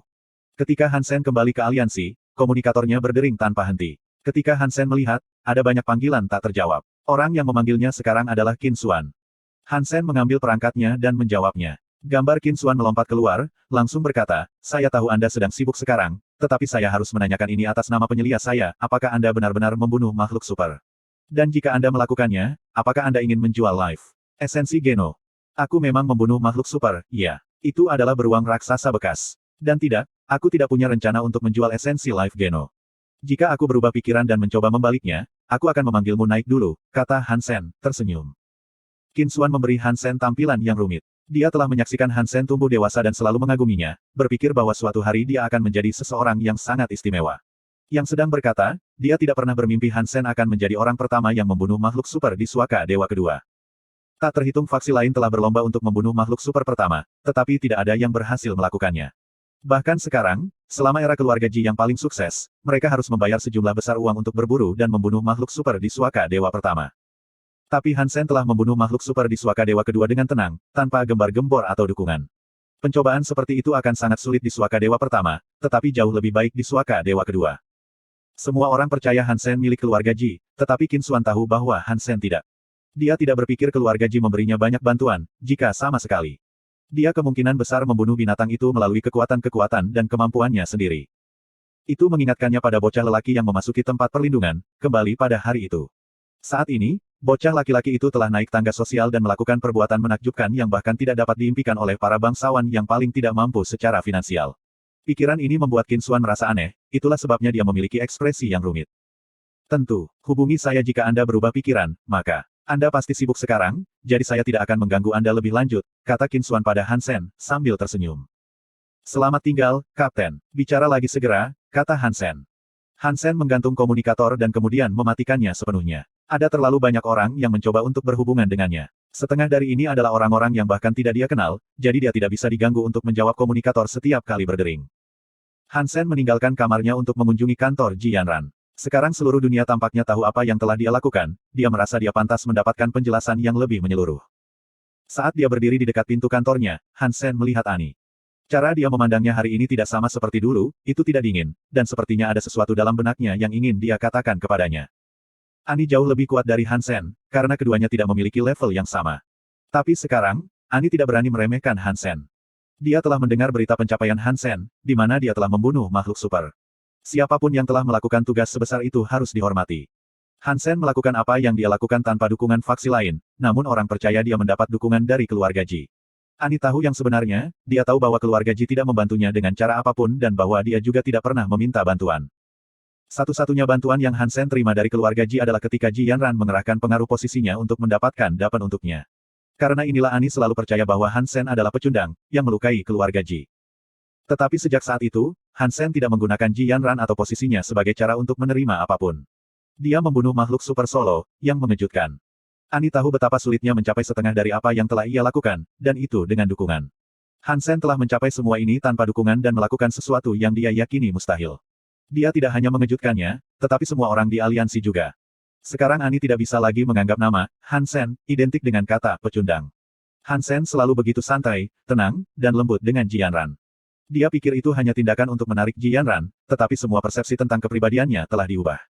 Dia merasa seolah-olah dia tidak mengerti lagi. Bagian bawah formulir. Bab 675, Prediksi Esensi Kehidupan Geno. Kamu benar-benar membunuh makhluk super di Suaka Dewa kedua. Ji Yanran bertanya, dengan mulut ternganga kaget saat dia memandang Hansen. Meskipun Hansen telah menjelaskan rincian apa yang terjadi, dia merasa sulit untuk percaya. Jadi, dia harus bertanya lagi. Aku bilang aku membunuhnya, bukan. Itu berarti aku membunuhnya. Apakah benar-benar sulit bagimu untuk percaya? Hansen duduk di kursi kantor Ji Yanran, memeganginya saat dia duduk di pangkuannya. Apakah kamu akan mati jika kamu tidak menggertakku? Ji Yanran bercanda, saat dia melihat wajah ramai dan sombong Hansen. Dia tidak bisa membantu tetapi menekan pinggangnya sebagai tanggapan.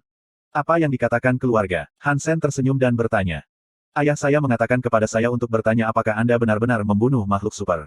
Dia bertanya apakah Anda menerima jiwa binatang buas dan esensi Life Geno, dan apakah Anda akan mau menjualnya. Ji Yanran menjelaskan kepada Hansen, tanpa berlengah-lengah. Aku membunuhnya, iya, tapi aku tidak menerima jiwa binatang itu. Namun aku mendapatkan esensi Life Geno. Jika kamu membutuhkannya, aku akan memberikannya kepadamu. Hansen tersenyum. Hansen mengerti Ji Yanran, jadi itu sebabnya dia mengatakan itu. Ji Yanran menyukai apa yang baru saja dia katakan, dan menjawab, itu adalah ide ayah saya. Jika Anda membutuhkannya, Anda harus menyimpannya untuk diri Anda sendiri. Anda mendapatkannya. Jadi, jangan khawatir, tidak ada tekanan bagi Anda untuk memberikan dan jika Anda akhirnya menjualnya, silakan pertimbangkan untuk menjualnya kepada keluarga Ji terlebih dahulu. Bagaimanapun, saya adalah pacar Anda. Beri aku waktu lagi untuk meneliti benda keras kepala ini terlebih dahulu. Jika aku masih tidak bisa mengkonsumsinya, aku akan mengizinkan istriku untuk menanganinya, kata Hansen, tersenyum. Siapa istrimu? Ji Yanran memutar matanya, tapi dia sangat senang di dalam. Hansen terburu-buru, berusaha menemukan cara dia bisa mengkonsumsi esensi Life Geno. Jika dia masih tidak bisa menemukan jalan, dia tidak akan keberatan memberikan satu untuk keluarga Ji untuk diteliti. Bagaimanapun, keluarga Ji sangat kuat dan jauh jangkauannya. Ada kemungkinan besar mereka akan menemukan solusinya, dan itu akan membuat Ji Yanran bahagia. Hansen tahu bahwa Ji Yanran tidak pernah mengeluh tentang statusnya selama waktu mereka bersama, tetapi dia tahu bahwa dia telah menerima banyak tekanan dari keluarganya tentang pilihannya untuk bersamanya. Esensi Life Geno bisa memberi Ji Yanran banyak bantuan dari keluarganya. Tentu saja, memberinya esensi Life Geno adalah skenario terburuk. Hansen ingin memakannya, pertama dan terutama. Dan jika dia bisa memakannya, dia tidak perlu menjualnya ke keluarga Ji. Hansen memiliki beberapa teori sendiri tentang sifat esensi Life Geno. Namun, dia tidak bisa membuktikannya. Jika orang tidak bisa makan esensi dari Suaka Dewa pertama, itu berarti esensi Geno hidup adalah sama antara kedua tempat penampungan. Untuk penyerapan, mereka membutuhkan metode khusus. Tapi Hansen telah memakan esensi Life Geno tanpa kesulitan di Suaka Dewa pertama. Sekarang dia mengingat kembali waktunya di sana, Suaka Dewa pertama berbeda dari Suaka Dewa kedua dalam beberapa cara. Esensi Life Geno pertama yang dia makan tidak diperoleh melalui perburuan. Itu karena Golden Growler meludahi esensi Life Geno ke bayi Golden Growler, dan Hansen telah mencurinya. Sejak saat itu, Hansen mampu menyerap poin gen super dengan membunuh makhluk super. Baru sekarang Hansen menyadari bahwa mungkin itulah alasannya. Selain itu, Hansen tidak bisa mengingat perbedaan lain antara sekarang dan saat dia berada di Suaka Dewa pertama. Semua yang dia miliki di Suaka Dewa pertama, dia miliki sekarang tetapi bahkan lebih baik. Satu-satunya perbedaan adalah ketidakmampuannya untuk mengkonsumsi esensi Life Geno. Hansen hanya bisa berteori bahwa alasan ia bisa menyerap esensi Life Geno di Suaka Dewa pertama adalah Golden Growler. Tapi memikirkan hal-hal seperti ini, Hansen hanya bisa berharap bahwa ramalannya tidak benar. Tidak mungkin dia bisa menemukan makhluk super lain yang mau mengeluarkan esensi Life Geno lain untuknya. Pasti ada cara untuk menyerap esensi Life Geno, tapi apapun itu, aku belum menemukannya, pikir Hansen dalam hati. Setelah kembali ke kamarnya, Hansen membalas beberapa pesan yang dikirim oleh teman-temannya. Dia memberitahu mereka tentang kesuksesannya dalam membunuh makhluk super. Manusia menjadi lebih baik dan lebih baik di dunia ini. Hanya masalah waktu sebelum orang lain berhasil dalam tugas membunuh makhluk super, terutama di Suaka Dewa Pertama. Kemungkinan besar akan semakin banyak yang terbunuh di sana. Hansen tidak berpikir ada gunanya merahasiakannya lagi. Tapi Hansen tahu bahwa membunuh makhluk super di Suaka Dewa Kedua adalah perbuatan yang tak seorang pun selain darinya akan mampu mencapai untuk waktu yang lama. Makhluk super di Suaka Dewa Kedua sangat kuat. Tidak ada yang bisa membunuh makhluk super kecuali itu terluka parah sebelumnya, tanpa terlebih dahulu sepenuhnya memaksimalkan poin super geno mereka di First God Sanctuary. Jika orang lain ingin membunuh makhluk super di Suaka Dewa Kedua, mereka harus menunggu sampai seseorang telah memaksimalkan poin super geno mereka di Suaka Dewa Pertama. Karena orang-orang di Suaka Dewa Pertama tidak bisa mengkonsumsi Essence Life Geno, tidak ada yang bisa memaksimalkan poin super geno mereka sebelum datang ke Suaka Dewa Kedua. Tidak ada kemajuan yang bisa dibuat dengan keadaan saat ini. Saat ini, Hansen adalah anomali. Dia adalah satu-satunya yang bisa membuat kemajuan. Hanya dia yang bisa berburu makhluk super di Suaka Dewa Kedua dan secara eksklusif mendapatkan sumber daya yang disediakan binatang seperti itu. Tapi Hansen khawatir jika makhluk super cagar alam Dewa Kedua sangat sulit untuk dibunuh, maka makhluk cagar alam Dewa Ketiga dan cagar alam Dewa Keempat akan kejam yang tak terduga. Aliansi melarang berita apapun dari Suaka Dewa Ketiga dan Suaka Dewa Keempat. Sangat jarang berita tentang mereka dirilis, dan sebagian besar artikel itu tidak berguna dan tanpa informasi konkret. Hansen bisa memasuki Suaka Dewa Ketiga dengan poin super geno maksimal, tapi setelah itu, apakah kemampuannya untuk membunuh makhluk super sendirian? Dia tidak begitu yakin. Tanpa memaksimalkan poin super geno sebagai statistik dasar yang masuk ke tempat perlindungan kedua dewa, manusia lemah di sana. Jika mereka tidak memaksimalkan poin super geno di Suaka Dewa Kedua, Hansen tidak yakin apakah manusia akan mendapat kesempatan di Suaka Dewa Ketiga.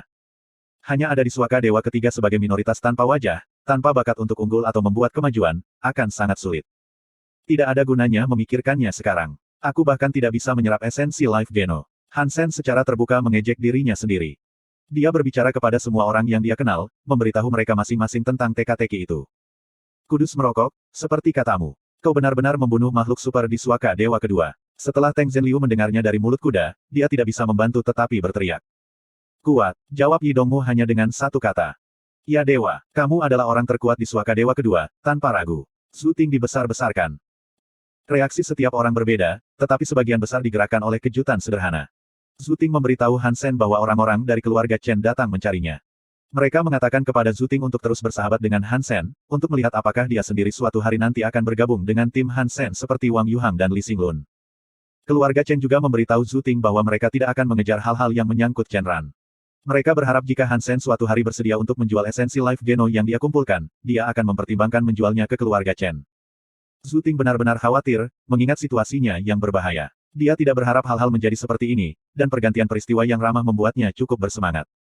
Dia benar-benar membunuh makhluk super. Setelah Lei Hengwu mendengar berita itu, dia terkejut. Menyedihkan baginya untuk percaya bahwa Hansen dan Wang Yuhang berhasil melakukannya, dan itu benar-benar membuatnya kesal. Bab 676, Reputasinya. Hansen kembali ke tempat penampungan.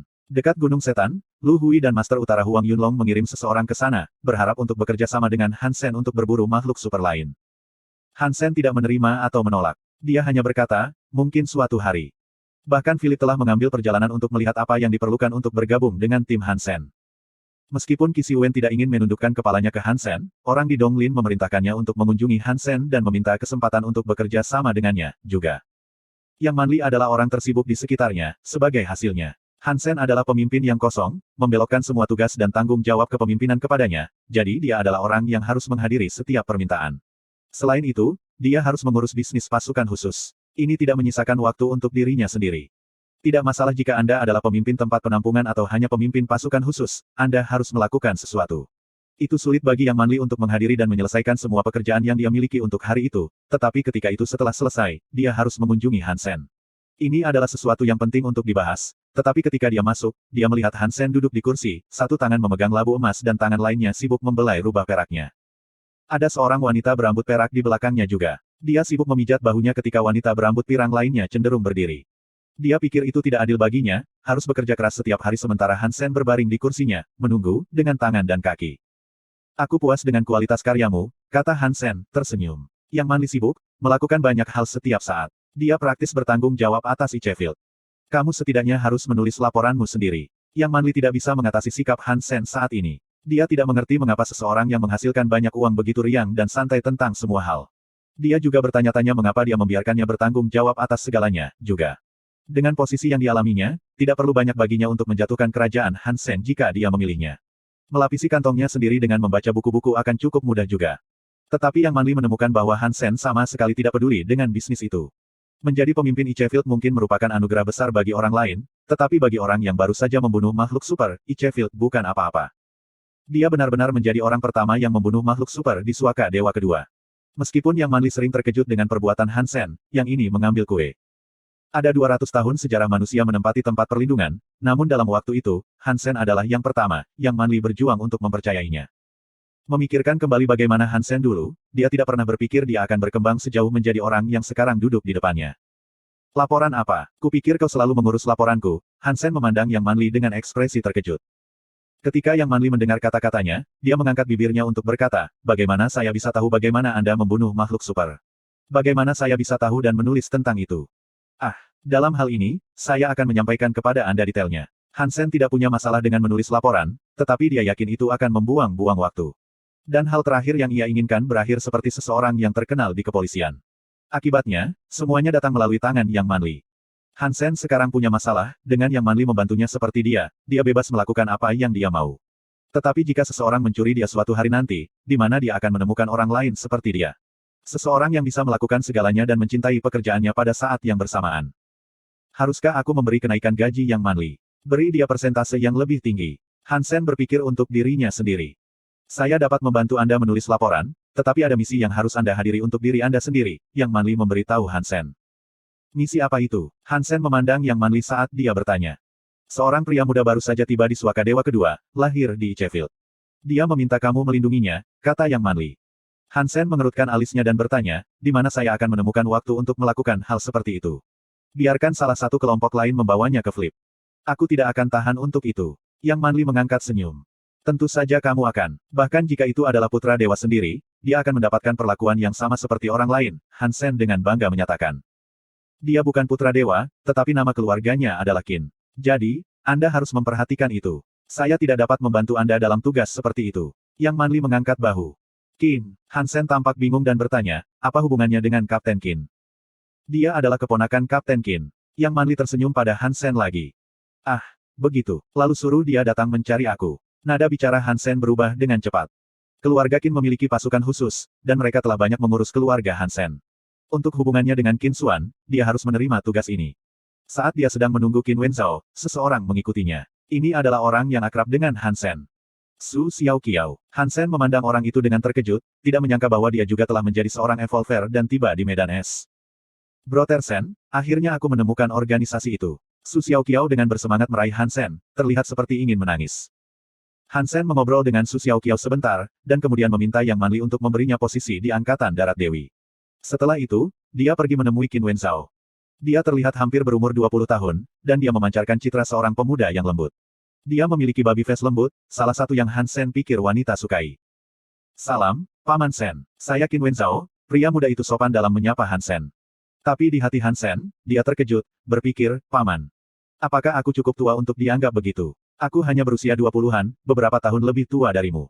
Sepertinya Qin Wenzhao mengerti apa pikiran yang tidak menyenangkan sekarang mengganggu pikiran Han Sen.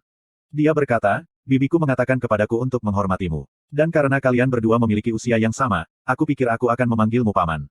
Jika aku tidak memanggilmu Paman, bibiku akan berpikir aku tidak sopan. Kurasa tidak apa-apa, jawab Han Sen, sedikit peduli pada seluk-beluk formalitas, secara keseluruhan. Dia memandang Qin Wenzhao dan bertanya, mengapa Anda ingin saya menjadi wali Anda?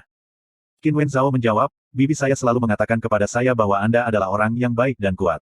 Ini adalah harapan saya bahwa suatu hari, saya bisa menjadi seperti Anda. Beruntung saya dikirim ke Ichfield, jadi saya datang ke sini berharap untuk belajar dari Anda. Dan jangan khawatir, saya tidak akan menjadi beban atau menyebabkan masalah yang tidak perlu. Saya akan bekerja dan melatih jadwal Anda. Benarkah? Bibimu benar-benar mengatakan itu tentang aku. Hati Han Sen senang mendengarnya, jadi dia harus bertanya. Ya, dia sering berbicara tentangmu. Dia sering menggunakanmu sebagai panutan dalam ajaran kami, seseorang yang harus kami perjuangkan untuk menjadi seperti itu. Anak-anak muda di keluarga kami benar-benar mengagumimu, kata Qin Wenzhao. bisakah kamu memberi saya contoh bagaimana Qin Xuan biasanya memuji saya? Hansen bertanya tanpa malu. Bagian bawah formulir. Babak 677, ular kecil merah muda. Qin Wenzhao adalah seorang pria muda yang sopan dan tahu tempatnya, jadi Hansen tidak punya masalah menjadi wali. Namun, yang paling mengejutkan Hansen adalah betapa berbakatnya Qin Wenzhao. Sekarang makhluk super telah ditemukan, Hansen bertanya-tanya mengapa keluarga Qin mengizinkannya untuk menjadi evolver begitu cepat. Dia bisa menunggu beberapa tahun lagi untuk melihat apakah dia bisa mengumpulkan poin super geno. Baru-baru ini, jadwal Hansen cukup membebaskan. Dia tidak dapat menemukan makhluk super yang tepat untuk dibunuh, sehingga sebagian besar waktunya dihabiskan untuk berlatih Sutra Dongsuan atau dalam meneliti esensi Life Geno. Tapi tidak ada kemajuan di kedua sisi. Untuk kegiatan terakhir, karena tidak dapat mencapai hasil pada esensi Life Geno sendiri, Hansen memutuskan untuk meminjamkannya kepada keluarga Ji. Sepanjang waktu, itu ada di tangannya, dia memiliki mata yang tak terhitung jumlahnya mengawasinya seperti elang, bersedia membungkuk ke belakang untuk mengamankan esensi Life Geno untuk diri mereka sendiri. Memberikannya kepada keluarga Ji akan mendorong orang lain untuk berhenti mengganggu dia, dan Hansen bisa melakukan pekerjaannya dengan bebas. Akan lebih baik jika mereka bisa mengetahui cara menyerap esensi Life Geno. Jika mereka mengetahuinya, Hansen bisa fokus pada berburu makhluk super. Tentu saja, jika mereka tidak tahu caranya, maka tidak ada kerugian. Melihat dia sama sekali tidak ada hubungannya, Hansen bersiap untuk membawa Qin Wenzhao dan Su Xiaoqiao ke sebuah petualangan dan membiarkan mereka menikmati kemuliaan sanktuari kedua dewa. Tapi sebenarnya, Hansen punya tujuan dalam pikiran, Hutan Peach. Dia belum mencapai terobosan dengan Sutra Dongsuannya, dan dia tidak punya cara untuk mengukur berapa lama waktu yang diperlukan jika dia harus bertahan dengan semuanya sendirian. Jika dia berhasil memakan salah satu buah persik mistik dari pohon raksasa, mungkin dia bisa mencapai terobosan yang dia cari dan membuka kunci gen. Dia membawa Qin Wenzhao dan Su Xiaoqiao bersamanya, dan semuanya berjalan lancar. Sepanjang perjalanan mereka menuju hutan persik, mereka berhasil membunuh sejumlah besar makhluk. Ketika mereka sampai di atap Peach Forest, Hansen tidak berani membawa mereka ke dalam. Dia memandang cepat ke dirinya sendiri, dan memperhatikan bahwa semua bunga layu. Di bawah dedaunan hijau, ia bisa melihat buah hijau yang sekecil kacang.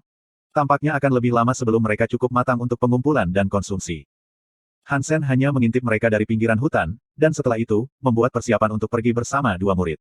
Bagaimanapun, hutan persik adalah tempat yang berbahaya, dan tidak ada yang tahu berapa banyak makhluk super yang mungkin terus berada di bawah dahannya yang gelap. Bahkan jika Hansen sendirian, dia tidak akan berani masuk. Ketika mereka bersiap untuk pergi, mereka mendengar monster mengaum dari dalam hutan.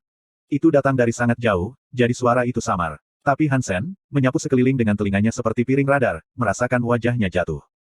Suara itu terdengar seperti berasal dari beruang hitam yang dia temui di pohon raksasa. Raungan itu merupakan campuran antara kesedihan dan kemarahan, dan dia tidak bisa membayangkan apa yang mungkin memicu tangisannya. Meskipun Hansen sangat ingin mengetahui apa yang terjadi, dia ingin membawa Qin Wenzhao dan Su Xiaoqiao ke tempat perlindungan terdekat terlebih dahulu. Ketika dia membawa mereka ke sana, dia meminta mereka untuk menunggunya. Kemudian dia kembali ke perbatasan hutan. Berdiri di luar hutan persik, Hansen masih bisa samar-samar mendengar tangisan beruang hitam. Suara yang terus-menerus meredakan kekhawatirannya bahwa makhluk itu mungkin sudah mati, dan dengan sangat hati-hati, dia melangkah ke dalam hutan dan melangkah dengan ringan ketika dia mengikuti suara tangisan. Karena dia tidak membawa rubah perak bersamanya, dia memastikan untuk berhati-hati. Jauh lebih sulit baginya untuk membuat kemajuan di bawah dahan kali ini, karena ia bertemu banyak makhluk di sepanjang jalan. Ada ular di mana-mana. Hansen memanggil baju besi emas dan mesin terbang gargoyle untuk menghindari bevis ular dan melanjutkan usahanya ke tempat teriakan beruang hitam berasal. Tiba-tiba, Hansen melihat ular kecil berwarna merah muda merayap. Jika dia belum pernah mengunjungi hutan ini sebelumnya, dia akan melanjutkan perjalanannya. Tapi ular merah muda itu tampak sedikit tidak mencolok. Panjangnya hanya 1 kaki, dan sangat tipis. Dengan tubuh merah muda, itu tampak praktis tidak berbahaya. Itu memberi kesan bahwa itu adalah jenis makhluk yang bisa kau selipkan dengan mudah. Tapi Hansen ingat ular ini. Ular kecil berwarna merah muda ini berada di bawah pohon raksasa, berlatih dengan semua makhluk lainnya. Itu adalah ular yang menakutkan. Hansen tiba-tiba berhenti bergerak dan menyingkirkan semua kekuatan di tubuhnya. Dia hanya ingin melihat apa yang terjadi dengan beruang hitam dan tidak ingin konflik dengan ular merah muda itu. Tapi ular merah muda itu tampak seolah-olah tidak memperhatikan kehadiran Hansen. Itu hanya terus meluncur ke arah lain. Itu berjalan sangat lambat, seolah-olah sedang berjalan-jalan di taman. Setelah beberapa saat, ia berhasil mencapai pohon persik, di mana ia memutuskan untuk memanjat. Hansen merasa seolah ada sesuatu yang salah, jadi dia membuka kunci gennya dan berencana untuk lari. Tapi saat itulah dia melihat sekelompok ular di sekitarnya. Ada ular merah, hijau, hitam, putih, dan bermotif. Mereka ada di sekitar tanah dan di sepanjang pohon seperti tanaman merambat, dia tidak tahu berapa banyak yang ada di sana. Raja dari makhluk-makhluk ini sangat jahat. Hansen kaget dengan apa yang terjadi, jadi dia memanggil sayapnya dan mencoba terbang menjauh. Tetapi kemudian dia melihat seekor ular dengan sayap melompat keluar dari pohon. Bahkan ular kecil merah muda itu memiliki sayap darah transparan. Itu terbang di atas Hansen dan berputar-putar di sana, melarang kemungkinan melarikan diri di udara. Hansen dengan cepat memanggil Flaming Rex Spike, senjata sepanjang 2 meter itu. Dia melemparkannya ke sekelompok ular, yang langsung membakar mereka menjadi arang. Pemogokan membentuk celah di lingkaran ular di sekitarnya, dan dia melewatinya. Tidak butuh waktu lama bagi Hansen untuk menyadari bahwa ular merah muda itu sangat mirip dengan Raja Serigala dan Raja Pegasi. Kekuatannya terletak pada kelimpahan bawahannya dan kemampuannya untuk memerintah mereka. Ular membentuk formasi, dan meskipun mereka kesulitan dalam upaya mereka untuk menyakiti Hansen, mereka memaksa Hansen untuk pergi lebih jauh ke dalam hutan. Apa yang diinginkan ular merah muda ini? Hansen kaget. Tetapi kemudian dia memperhatikan bahwa ular merah muda itu mungkin tidak ingin membunuhnya. Itu terus mendorongnya semakin dalam ke hutan Peach. Siapa yang tahu apa yang diinginkannya, tetapi itulah yang dilakukannya. Hampir jelas betapa inginnya ular merah muda itu mendorongnya lebih dalam. Hansen tidak ingin meremehkan kecerdasan makhluk-makhluk ini. Dia ingin melarikan diri, tetapi tidak ada satu peluang pun yang tersedia. Hutan itu penuh dengan makhluk seperti ular. Terkadang, mereka terbang keluar dari mahkota pohon persik seperti belalang, wabah, di mana-mana. Berulang kali, mereka membuang Hansen ke ceruk yang lebih dalam di hutan persik.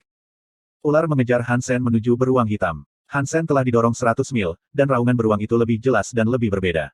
Tangisannya lebih keras dari yang dia bayangkan, dan beruang itu sekarang sangat marah.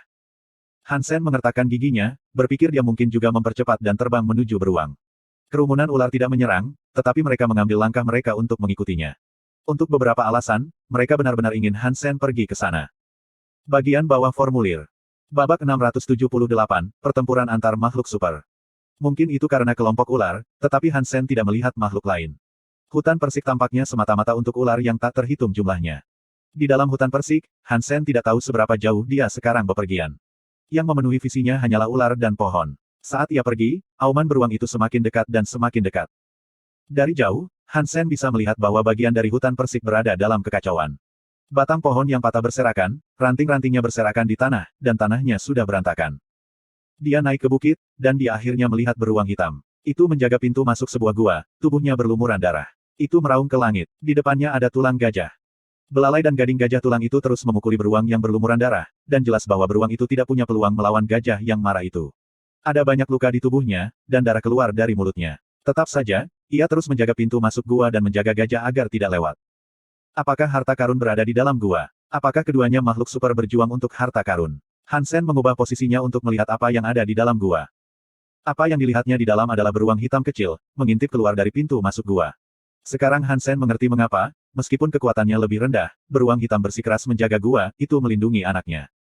Tubuh tulang gajah itu berubah merah, sementara tubuh beruang hitam itu berubah hitam pekat.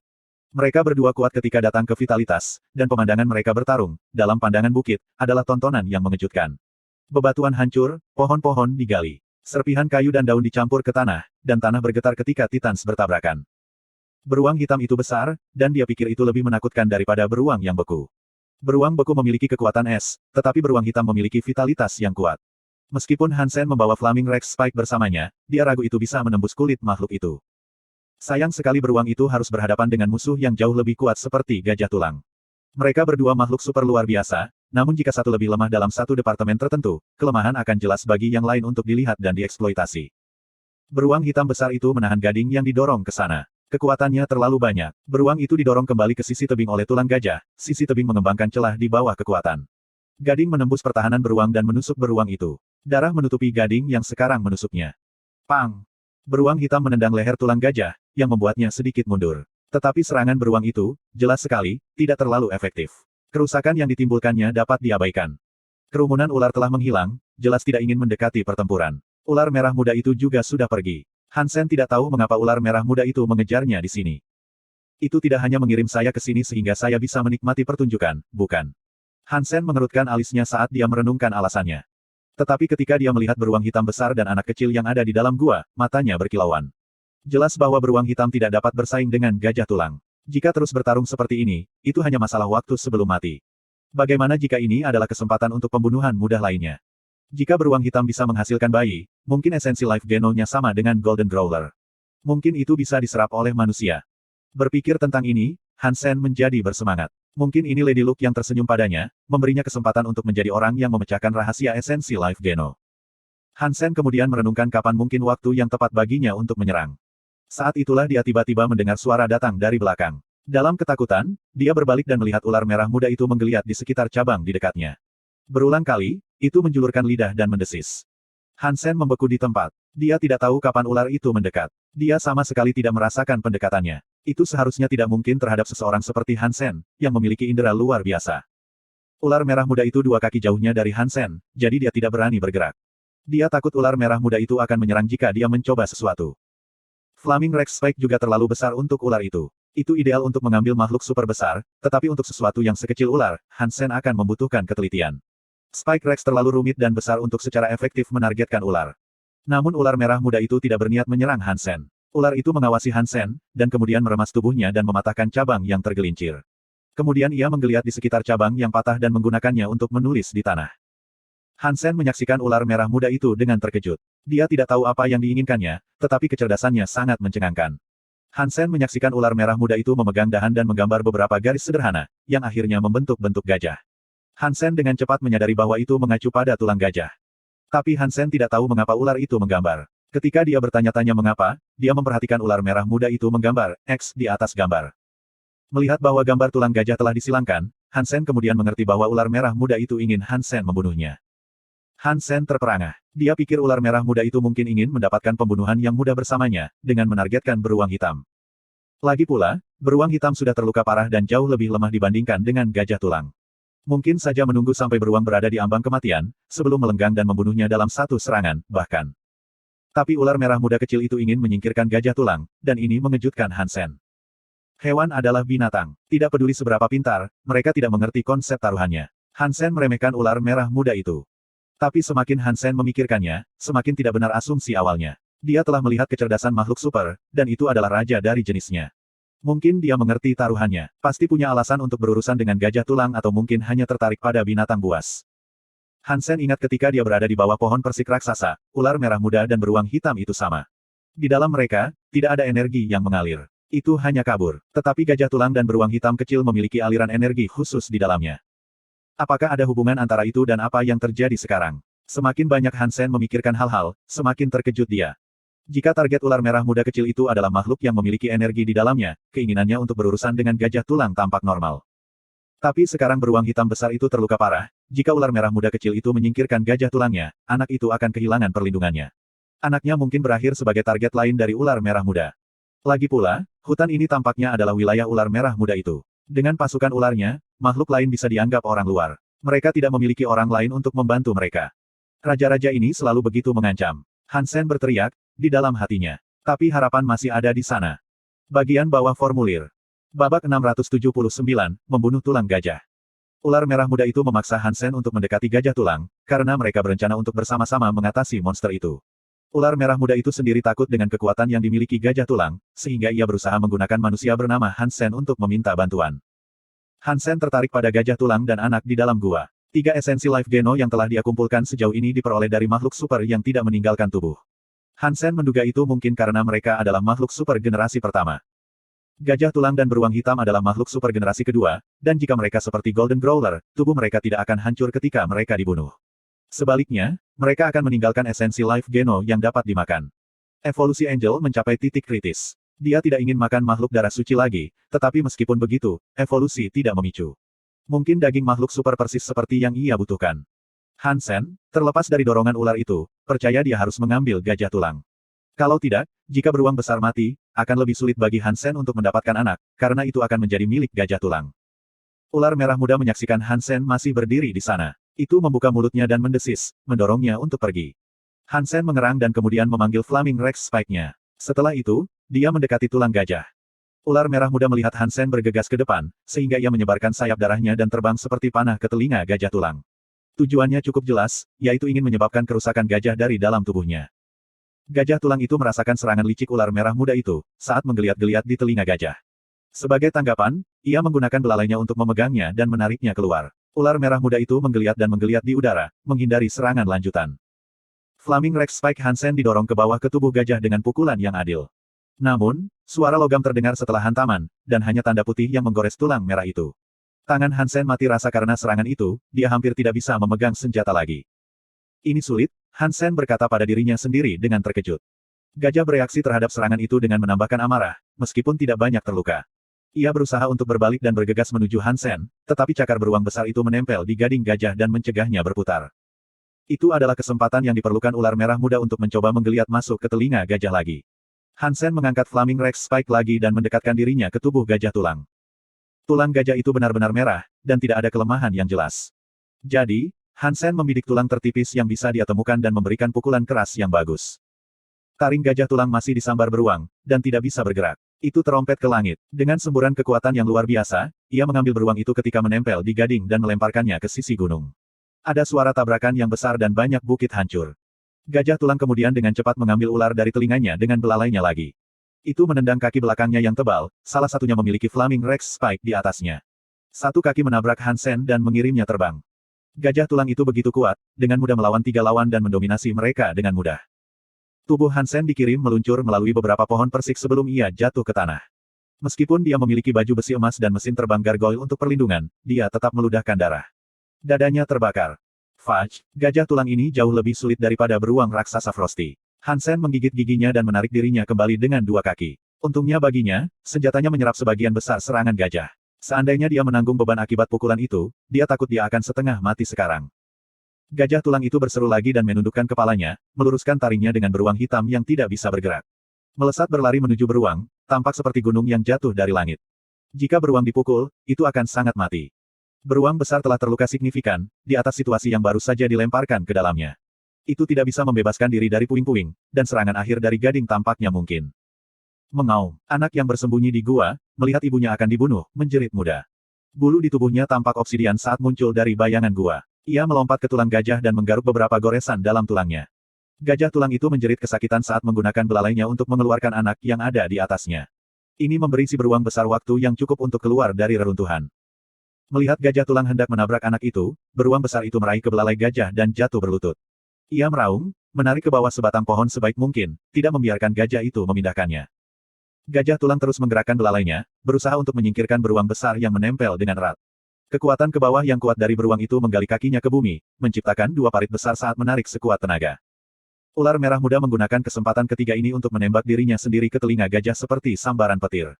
Itu menyebabkan rasa sakit pada gajah, yang menjerit ke langit. Dalam kegilaannya yang tiba-tiba, ia berhasil membuang beruang dan anaknya.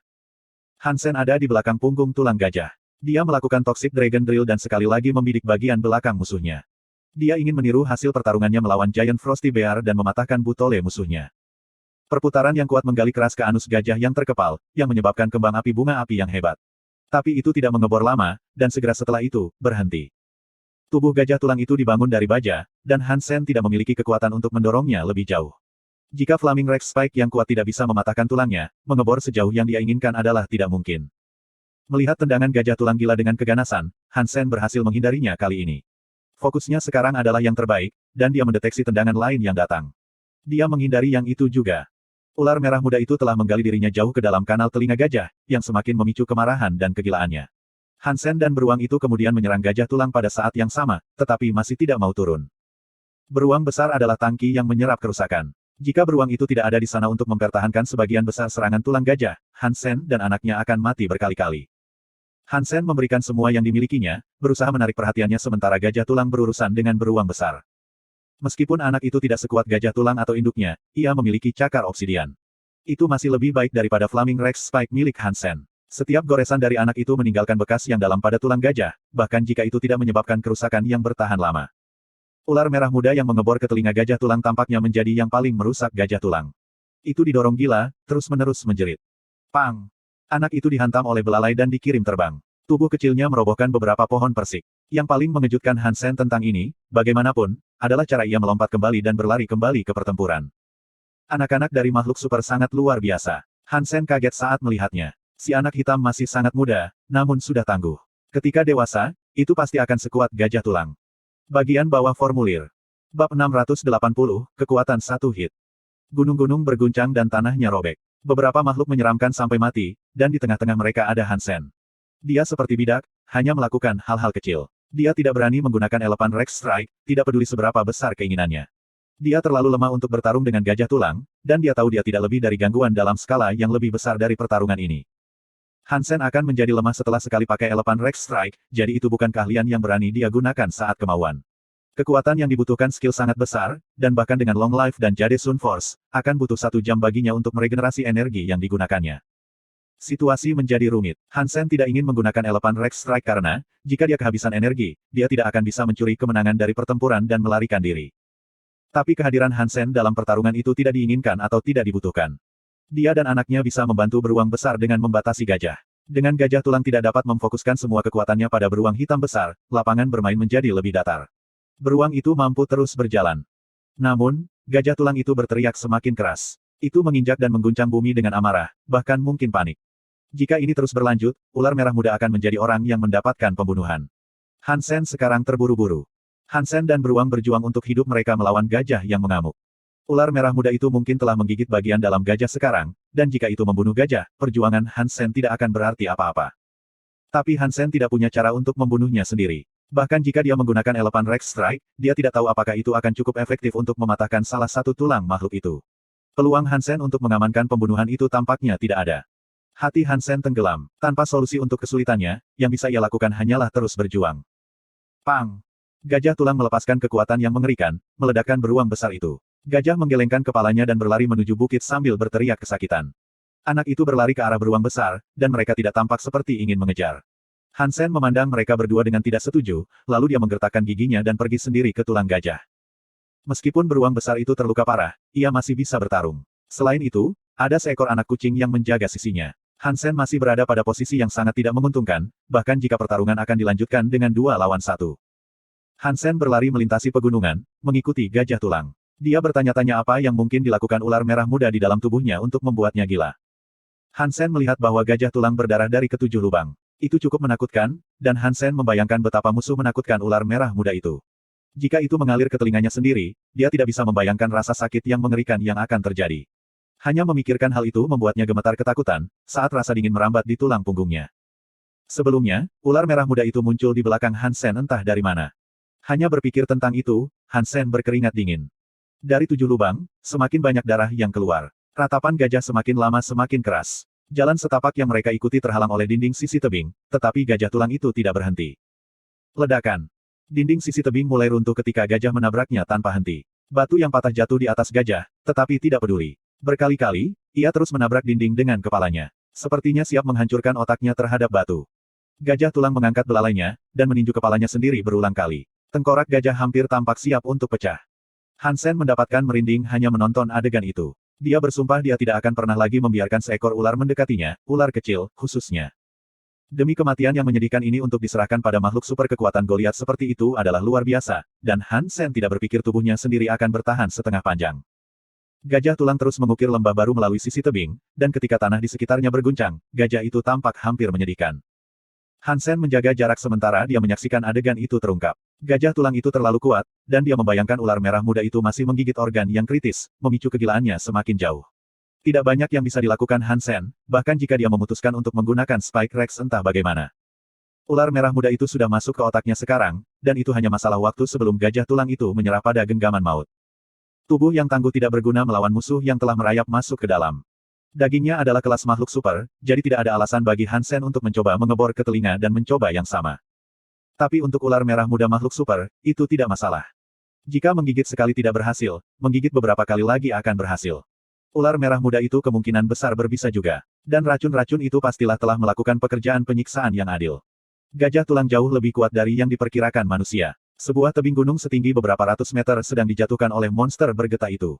Tapi sekarang, itu berhenti. Itu jatuh ke tanah, merintih. Itu terdengar tegang, semakin lemah dan semakin lemah. Tampaknya kematiannya sudah dekat. Itu menangis air mata berdarah, saat cahaya di dalam matanya memudar. Otaknya sekarang kemungkinan besar telah dirusak oleh ular merah muda itu. Darah mengalir dari mulut dan telinganya dengan sedikit pengekangan, seperti keran. Sudah pasti akan mati sebentar lagi, di gundukan yang tak ada harapan, berkedut yang telah runtuh. Hati Hansen kemudian mulai berdetak dengan cepat. Gajah tulang telah mendorong kepalanya ke tebing berkali-kali, tetapi tengkoraknya tidak pecah. Ini kemungkinan besar berarti bahwa Hansen tidak bisa mendapatkan pembunuhan yang mudah, tetapi dia harus melakukan sesuatu. Bahkan jika dia menggunakan Elephant Rex Strike, tidak ada jaminan dia bisa membelah tengkorak menjadi 2. Ini membuat hit terakhir tampak cukup aman oleh ular merah muda. Hansen mengertakkan gigi dan melompat ke samping kepala gajah yang hampir mati. Hampir tidak ada reaksi, di saat-saat terakhir sebelum kematian. Hansen menggunakan akal sehatnya untuk memindai tulang gajah, kepalanya, khususnya. Tangannya berkilau saat dia mengumpulkan kekuatan yang menakutkan. Sutra Dongsuan mensimulasikan aliran energi tulang gajah. Seluruh tubuhnya mereplikasi kepribadian tulang gajah, berdesir dengan kekuatan seperti teriakan hidup. Tangannya diterangi dengan kekuatan yang paling menakutkan. Namun Hansen tidak memanggil Flaming Rex Strike. Akan sia-sia baginya untuk mencoba memecahkan tengkorak sekarang. Dia hanya punya satu kesempatan, dan dia harus mengamankan satu serangan pada gajah. Jika serangan gajah Rex tidak berhasil, tidak akan ada kesempatan kedua. Hansen memilih untuk menggunakan tangannya untuk melemparkan serangan gajah Rex, karena dia memilih untuk menggunakan ledakan yin-nya dan mengarahkan kekuatan itu langsung ke otak gajah. Dia tidak akan terburu-buru, bagaimanapun. Dia tidak mampu mengacaukan satu kesempatannya. Dia harus menonton dengan cermat dan melepaskan serangannya di detik terakhir sebelum kematian makhluk itu.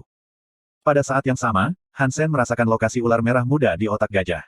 Dia berharap bahwa serangan ini juga dapat menyebabkan kerusakan yang signifikan, atau bahkan kematian, pada ular merah muda pada saat yang sama. Jika kerusakan besar ditangani, setidaknya akan memberi Hansen waktu untuk melarikan diri dengan barang. Jika dia tidak bisa menyerang kedua makhluk pada saat yang sama, Hansen yakin ular itu tidak akan membiarkannya pergi. Ditambah lagi, dia akan lemah.